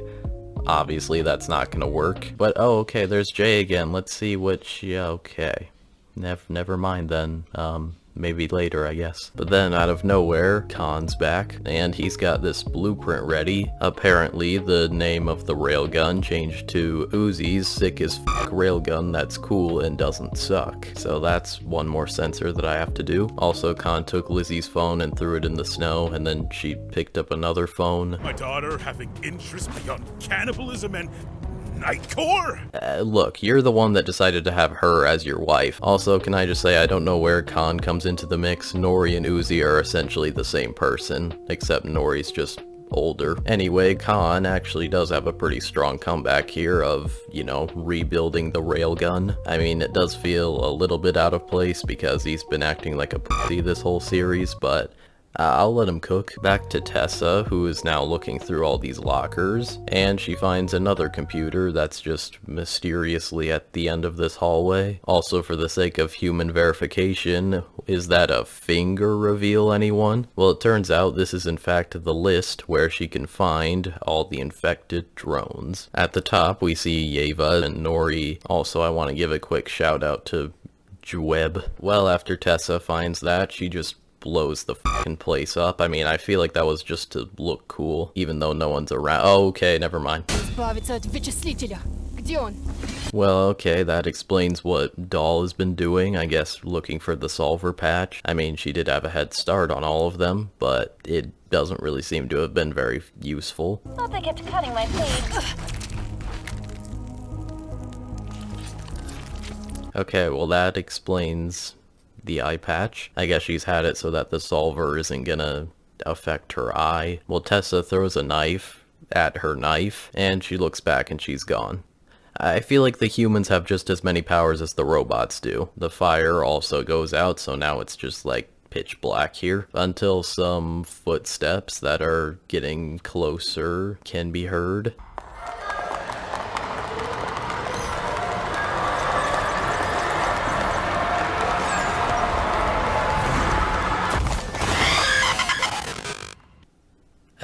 Who in the Five Nights at Freddy's 2 is that? Okay, well anyway, we cut back to what happened at the very beginning of this episode. Apparently Yeva came in just in time and saved this human, and she's also able to throw the cross back at Nori, which, hey, I mean, that'll work. Yeah, you better leave. I don't know where you're gonna go, but go far away. We see Nori trying to break free from the solver, but it's still not gone. But luckily Nori's able to get rid of the solver and throw that in the hellhole. So I feel like they probably had some kind of bond at some point. But we don't get to think about that for very long, because then the solver still goes off even in the hell. The hell? So that is basically how Earth blew up. I mean, it did still kind of have to do with the humans, I guess. So it kind of seems like she had the brain damage thing going on, which is why she had a kid, which sounds familiar to N in episode 1. Then Nori talks about how the solver has found its way back, and we see Uzi still in front of the... I don't think that she's having a very good time watching that. Well, after she breaks another screen, how many times this is followed up by a mysterious shadow slowly approaching her.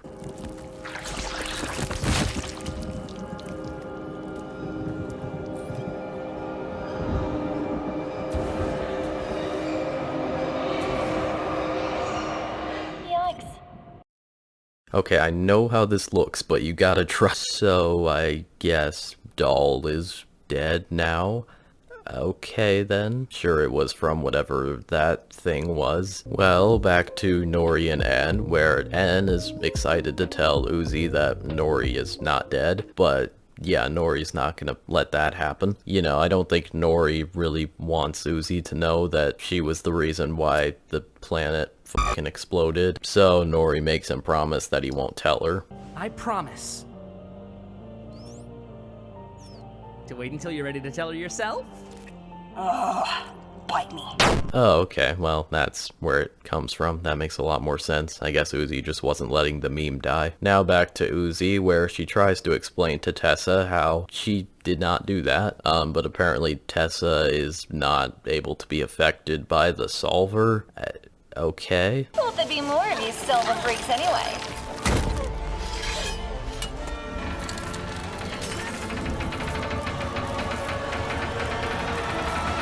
You knew about the patch, yes or no? One chance. Ooh. Cute. You know why I keep you around here? Chips. I mean, when you think about it, that makes quite a lot of sense. I mean, it's become kind of clear that she knew about the patch the whole time, so Tessa's been trying to convince N to kill Uzi, even though she doesn't have to die, they just have to find the patch. So obviously, because Tessa was trying to hurt someone that N cared about, he was gonna step up. Yeah, this is definitely like one of N's strongest scenes in this whole show. Hey, buddy.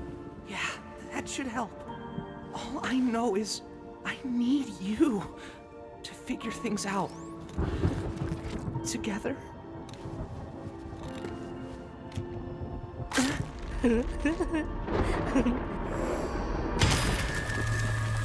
Alright, come on now. He can make a smart decision, and then 20 seconds later he just makes a really dumb decision by just handing her the cross. Obviously she's not patched yet. What the f*** are you doing? That's really sweet, big brother.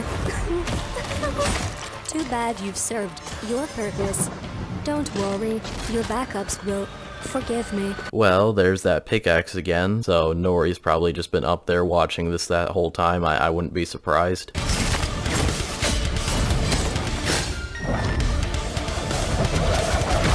Alright, can I just say real quick, this is probably the best fight scene in the show so far. Like, episode 3 was good, but I like this.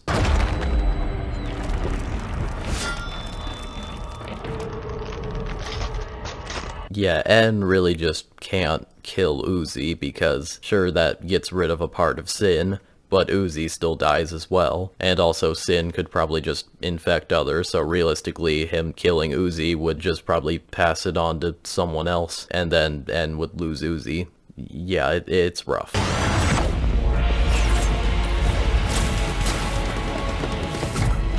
Yeah, if Nori didn't have that pickaxe, then I think both of them would have been dead by now.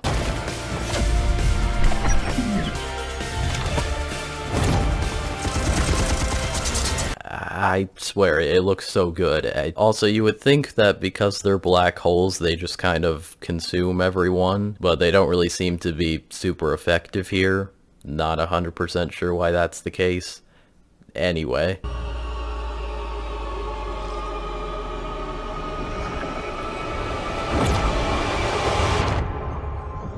Yeah, honestly, I really don't like that wink, so I feel like he might have made the right decision there. Well, again, we know he can just kind of regenerate, so, you know, he'll be fine, probably. Okay, making a stuffed animal sound when she got picked up is, that's just not nice. Well, yeah, it looks like Sin, Uzi, Susie, yeah, they've got Nori. They throw down her pickaxe at N, who, yes, he is still alive. Okay, that's good. Nori! I should mention Uzi and I...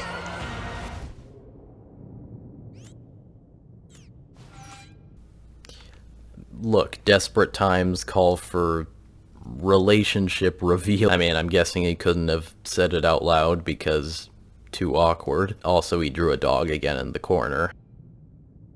Uzi Dorman. Those things killed your frickin' mother! Well, okay, I feel like that strength could have been used before. You weren't even using the solver when you did that. You were just using parentalness, and I guess Nori smacking the shit out of Uzi, what was able to make her snap out of the solver. Uzi! What? We did not discuss the engrossing... That was your mom! What? Wait, no! Murder Drones is a show about... So yeah, it looks like Uzi just killed her mom. I mean, a perfect field goal, I may add. Although she didn't actually know that was her mom because, you know. And then N reveals that it was her mom because he forgot that he wasn't supposed to tell her that. And yeah, I mean, look, I think they needed that. But obviously, because they can never catch a fucking break. No. Is Tessa going? So she puts the head back on and starts to, the subtitles will tell you, and N and Uzi only notice that something is happening when Doll gets dragged away.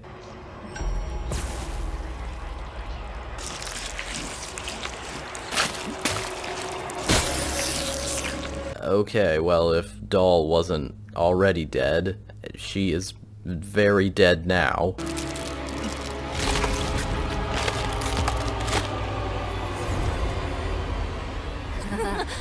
Oh yes, get snuck upon. That is definitely the last thing you see and hear before you die. Ah, that's... Oh. Stab. Oh. Yeah, It's been fun, and also that's sarcasm. Honestly, I'm starving. Oh.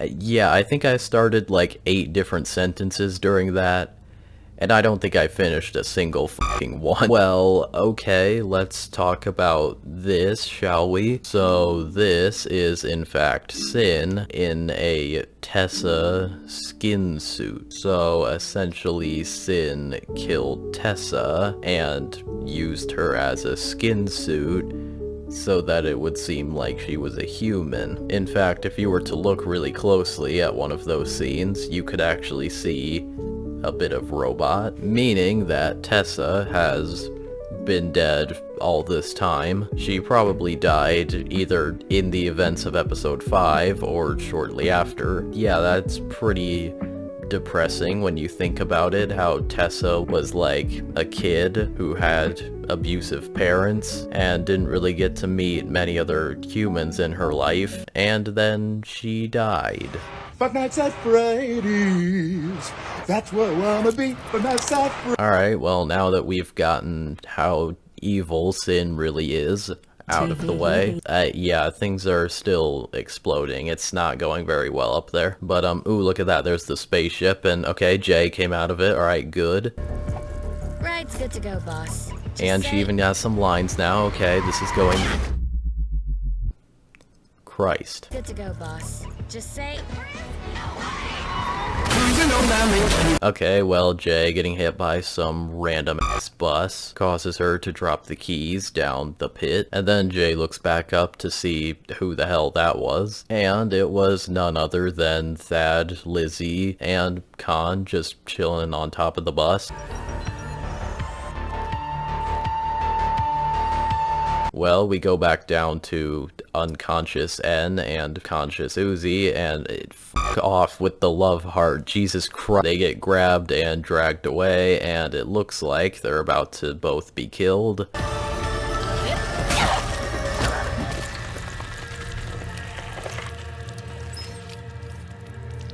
Hey. No. I know what's happening. Thanks for, like... I know what's happening here. everything. Uzi, don't you dare!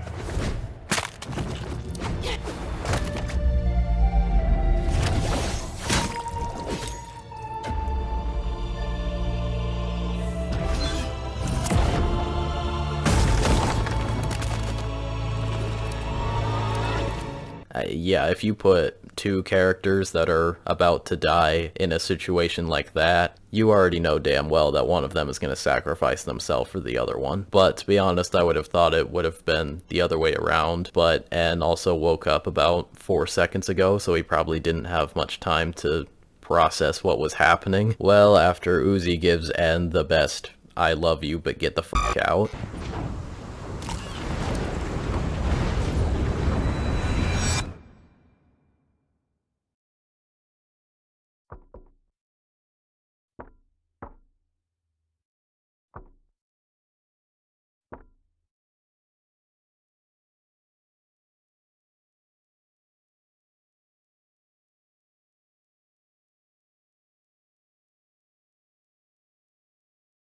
so, wow, okay. Uzi falls in the hellhole and is sent to space. So I guess it was actually a space hole. So this is Copper 9. It might kind of look like Earth, but it's not. I'm guessing from what happened there earlier, part of the planet kind of exploded. So now this is all Uzi can see while she's just floating around in space. This also should mean that Nori is still alive because they both fell down the same hole. And honestly, I love the decision of just complete silence for the last like 30 seconds. It's just a perfect way to help you absorb everything that just happened. What I will say is that I think this is set up episode 8 pretty nicely. I mean, we have the whole thing with Jay, Thad, and Lizzie going on. We have N, who is now just on his own once again. We have Uzi and probably Nori just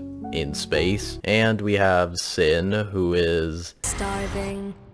And dead Doll, and also dead Tessa, and I also kind of already went over how depressing that was, but now I'm wondering a couple things about Jay, like, did she know that Tessa wasn't a human, and was she the one that killed Tessa? Because I think at this point, like, we're all pretty confident that N killed Nori. Hey, you look familiar. So, you know, Uzi's just casually dating her mother's murderer. So if Jay was the one that killed Tessa, yeah, that would be a lot. Alright, but enough yapping. Let's take a look at the Murder Drones series finale trailer. It starts off with pretty much a recap of the whole series on this computer, going through a bunch of previous lines and previous scenes that led up to where we are now, before we get into the new stuff. Thanks for clearing the way on this planet too. Let's eat.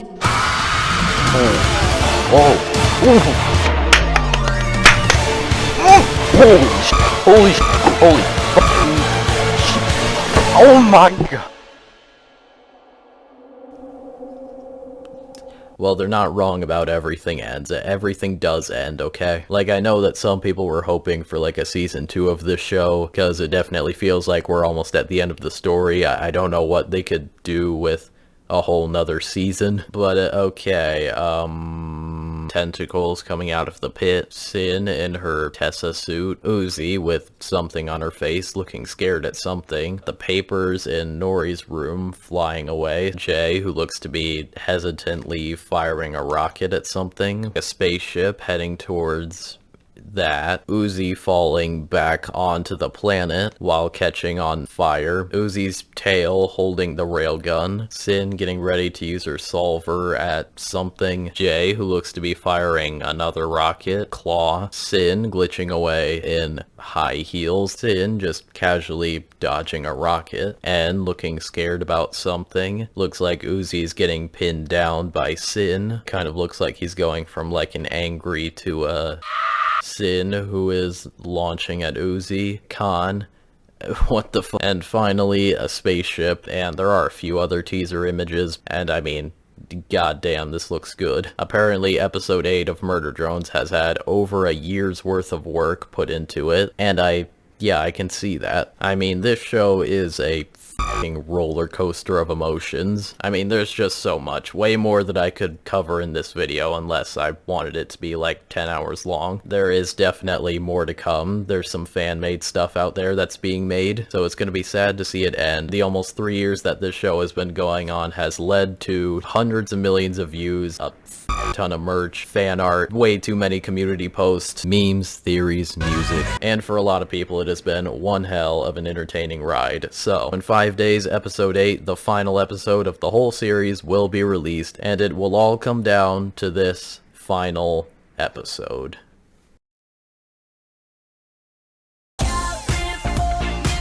Episode 8 begins with everything flying away already, and the Rebecca and Brayden fans are eating good right now. We see the teacher again for the first time in 4 episodes, and Uzi was having another moment with her essay clearly, but I mean, she got an A-, which is higher than any grade I've ever gotten on an essay, so I guess it worked, but he still does not care. I will say dying in space is the best way to go out, so I would probably not really mind it either. Well, Sin is obviously still here pulling her shenanigans, and by shenanigans I mean ending the world. Back to Uzi, who's still floating in space with, again, a much improved animation. Yes, of course Nori was gonna come back because they fell in the same pit, but unfortunately because they're in space they can't talk to each other because there's no sound in space. But I mean, they find their own way to communicate, you know, they've got this. Uzi asks Nori if there's a way to stop the solver, Nori asks Uzi if she has the patch, and the answer to that is a resounding no, so Uzi just thinks that she's basically f***ed. But then Nori, coming in clutch with the perfect parental advice, Sin Solver won't be able to control you unless you're a little bitch. I mean, when you really think about it, it kind of makes sense. I mean, every time Sin would be able to get control of Uzi, Uzi was freaking out a lot, which, I mean, understandably, but it was not helping. So if she's just confident and doesn't get nervous, then she'll be fine. I wish I could tell that to my anxiety, but that's not how it works, sadly. Well, Nori gives Uzi the pickaxe so that she can destroy Sin's heart, because that's the only real way to destroy her, I guess. Uzi then goes to grab the pickaxe. Fuck. Well, okay, never mind. She got hit by a spaceship. So, ow. But luckily, she's quickly able to be grabbed into the spaceship by none other than... Spaceship pilot!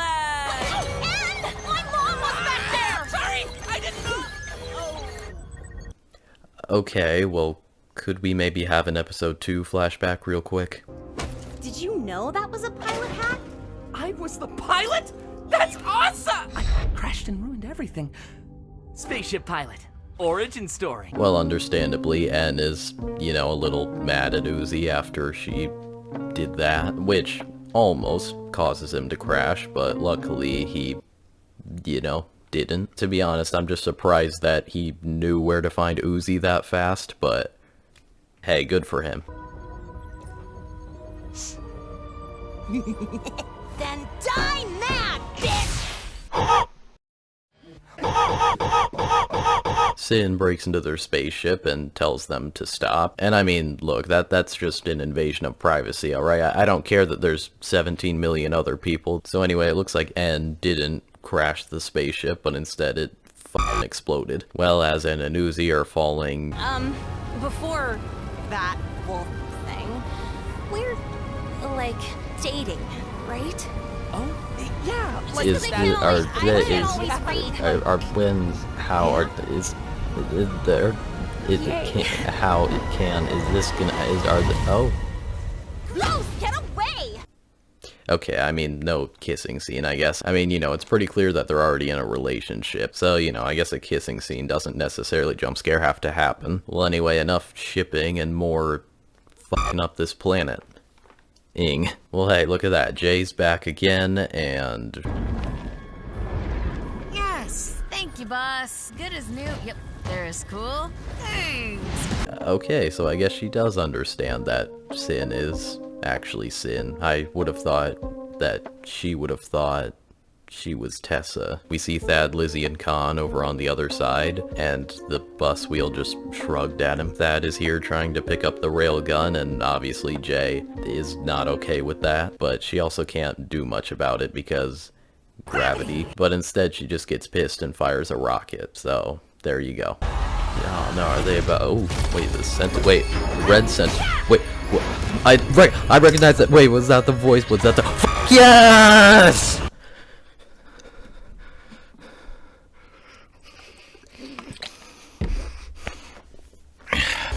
Oh, Sentinel, oh.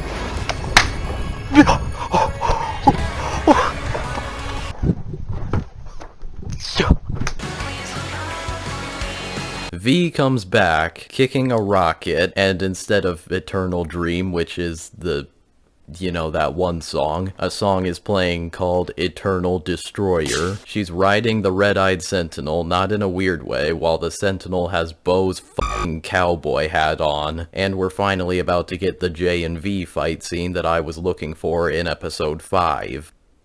Well, there goes my depression that I didn't have before. Well, yes, we see that Jay is indeed working for Sin. We can see from Lizzie's text messages. First of all, she put V in as Grumpy McTraumabot. Apparently V put the Sentinel in a headlock, and then I guess tamed it after. Well, there's the theory proven correct about Lizzie texting V. Well, anyway, the red Sentinel finds Lizzie, and...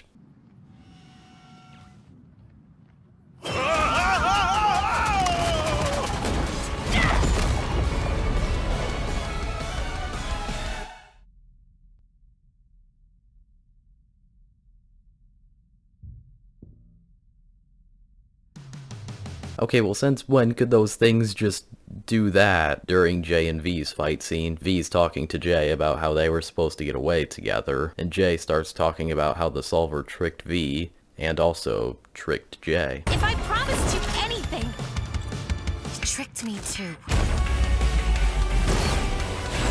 You know there's no escape, even in death! Well, damn, okay. Jay tries to convince V to join the evil side of things. Jay believes that she's on the winning team and therefore tries to convince V to join her side so that they can team up. Jay does not really see any other option. She does not want to join the side against Sin because she's scared of that. Oh, how about you bite me? She said the thing, and it wasn't Uzi. Speaking of Uzi, by the, well, that's one way to do it, Jesus Christ. And an Uzi make their landing, and cool. And we see Sin, she's on her way. Hello, Uzi. Hi, N. Well, someone's got favorites, huh? Well, this is causing N to have a not good moment. I feel like this might have been the moment that really hit him that Tessa was... Judging by how that sequence of events happened earlier, I'm guessing he hasn't really processed that until now. Easier to assimilate than explain anyway. Bite me. Well, there we can see Uzi's confidence is able to power through it. Okay.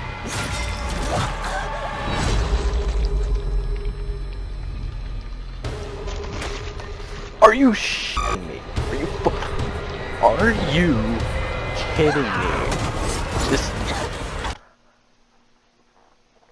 Now, I made a bit of a mistake here. I made a severe and continuous lapse in my judgment, and this happened to be one of those moments where I paused for a couple minutes to process what happened. So from the looks of things to me, Uzi had just been killed, and now all that remained was her core. What?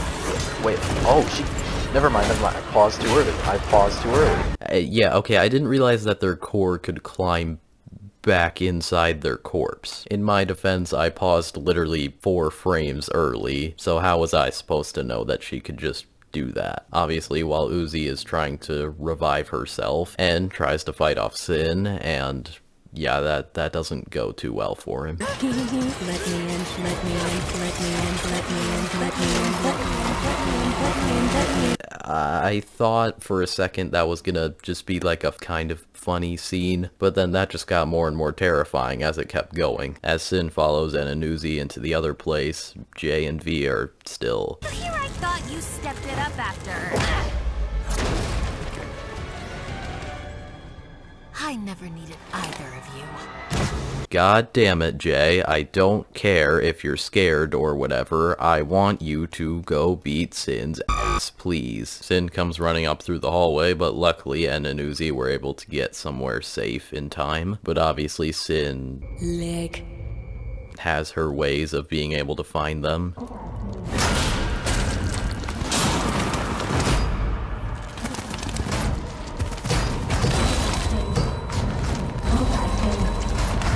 So I want to touch on this scene real quick. Obviously these two are trying to be quiet because, well, but En is having a moment. We have these quick flashbacks of Sin, and another one showing V's corpse. This seems to all be coming back to him now. Presumably he's still in that stage of him realizing that that's Sin.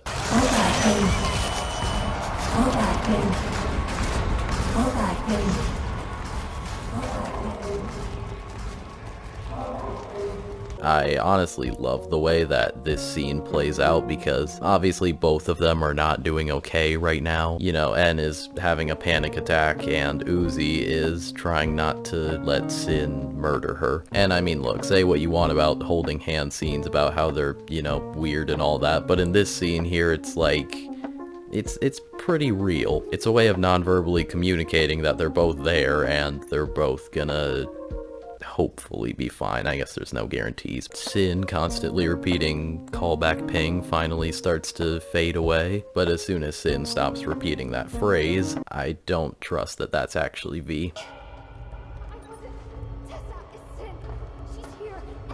don't know how much you remember, but Jay tricked us. Or it tricked Jay too.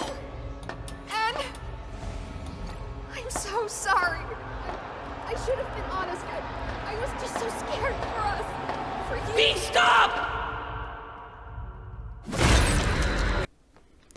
Okay, well I guess it wasn't a trap, but that doesn't mean there weren't consequences involved. Sin had made this clone of En to trick V into thinking that that was actually En, when in reality he was behind this wall over here. V reveals that she did know that Tessa was Sin. It's become pretty clear by this point she doesn't really express her emotions very often. This scene is an exception of that, and that's why it works really well, especially considering we're in the finale. Do your job and I leave you and En alone.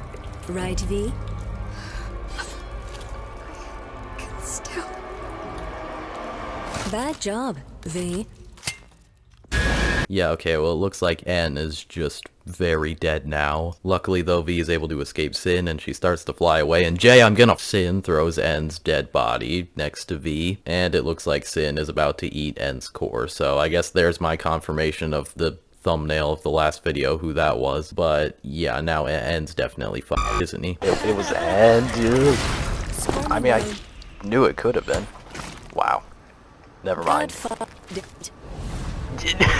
Okay, I take it back. I guess he's not dead after all. Well, apparently Khan closed the door, which caused her to drop the core, because of course that's what Khan did. Thad is able to throw the railgun over at Uzi, and I mean, she'll survive. She clearly has plot armor, doesn't she? Well, Sin starts to bring everything down to the ground and launch at V.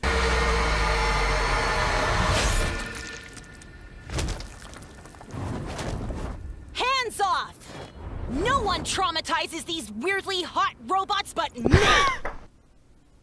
I mean, she's got a point though, right? Like, I can't be the only one. Also, I would like to point out that she said robots plural, and I'm just gonna leave you at that. But me! Glad you're not dead or whatever. At this point, they are absolutely the textbook definition of friends that hate everything about each other, but you can tell they're very clearly still friends. Those little quick smiles that they do, that says quite a lot. Her just taking over Sin it's a thing. And spoiler alert, this only happens this one time and never again, so I don't know. Just me in here. I think dumb things are frickin' cool, and Why else do you think I'm making this video? I think dumb things are flippin' cool as well. Except I am absolutely not free yet. I probably still have another week and a half worth of editing to do on this video until it's done. But, you know, I'll survive. Well, Uzi's able to get a hold of the pickaxe and the railgun. And yeah, I can tell shit's about to go down. Yeah, this scene coming up is the main reason why me just talking about it will not do it justice. The shot with the railgun is taken, and it looks like PTSD is back. Also, that haircut will be $19.99.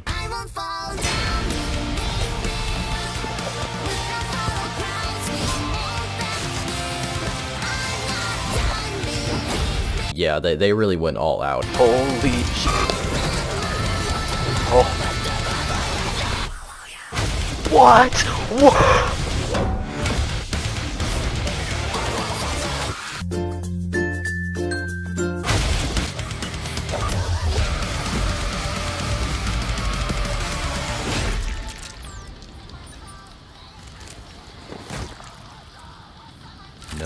No, you are not allowed to, you're not about to do, stop, don't. Okay, well, Jay isn't gone. Also, yes, it was a fake N. That was just Sin trying to traumatize Uzi, because that's her favorite thing to do. She's not really taking this fight seriously. More so, she's just trying to traumatize them as much as possible. Well, luckily, N and V are able to step in at the right time to save Uzi and knock Jay down again. I don't know, I feel like we need a secret handshake or something, right? Obviously, Uzi is still kind of winding down from the fact that she just thought she killed N. So really him just saying something about a handshake is just something simple that can reassure her that she didn't kill him. Oh! Yes! Dude, that's... Yeah, okay. Well, that's great. Yeah, obviously N kicking a missile, I don't really think that's how that works, but I'll let it slide, okay? But yeah, that's not gonna kill her because she can just put her head back on, which is why the only actual way to kill her is to stab her in the heart, but again, she can teleport, so they're gonna have to hope that they can catch her off her guard somehow. N throws Sin up into the air, causing V to take over, and I guess N and Uzi decided that that's enough time for them to practice their secret handshake. But, yeah, V is kind of losing, so they have to go in to get her. Can you, like, not get pinned down as fast next time? We're trying to practice something over here, okay? Oh, never mind, okay, we got it. Continue dying, please. Wait, what? No, I didn't actually mean... Go, go, go. Oh my god.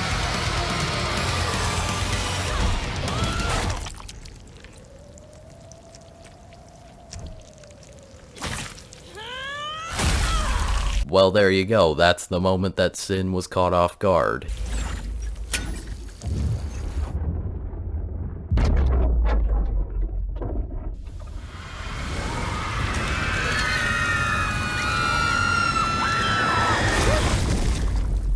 Yeah, it just made another black hole that now Uzi and Sin are just inside of, leaving everything behind in just black and white. We cut inside of the black hole area and...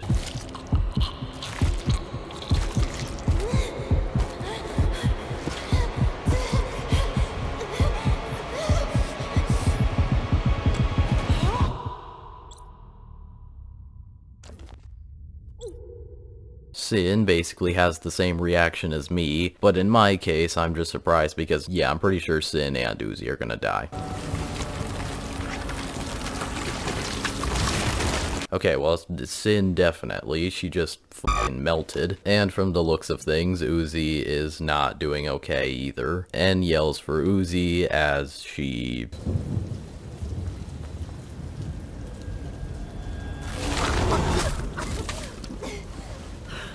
Thad climbs out from below this area, and he found a skateboard, because of course he did. Lizzie also gets out in a... oh. Well, damn, there goes the selfie. The phone falls down and almost kills Khan, but luckily Nori grabbed him at the last second. Yeah, if you remember, they haven't seen each other in like almost 20 years. You don't know me and I hate you!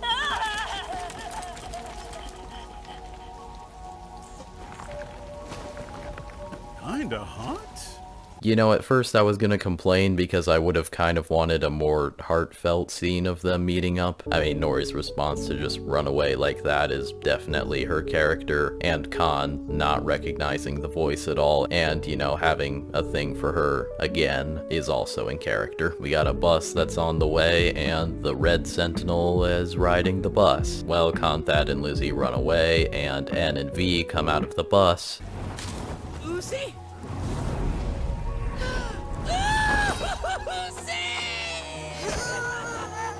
Everyone is alive. Okay, that was unexpected, honestly, but I think they all deserve to survive and have their happy ending. Get back! Yeah, so I guess Uzi swallowing Sin's core, you know, kind of fucked her up. So now she has this purple and yellow thing going on. I mean, she doesn't seem to be bothered by it that much, but... you know, it's there. And then we zoom back into the classroom. So I guess this whole episode has just been part of via stinky hehehe.mp4. Hey, it looks like Khan and Nori are back together again. Maybe I don't actually hate it here as much. That's my girlfriend! Alright, that shit is just uncalled for. That's pretty much just being like, hey, you see all these characters that got a happy ending? Yeah, and then there's Doll, motherfucker. Also, you're not about to convince me that Vizzy isn't a thing. Also, now I can do this! What? Are you... And that is it. And considering I've just done this video, I feel like I should show off all the credits, so just know, thank you for watching, like and subscribe, and be good.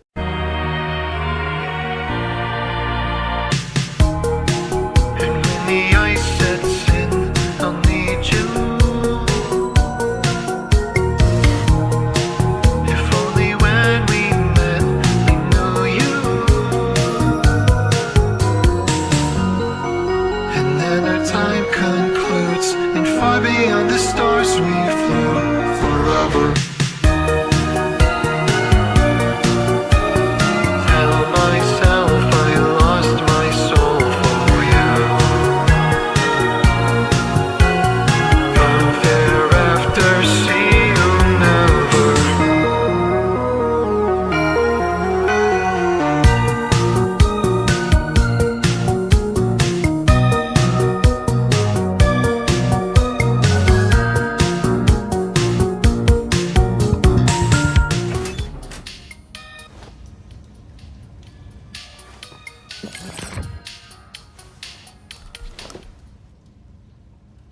You look great.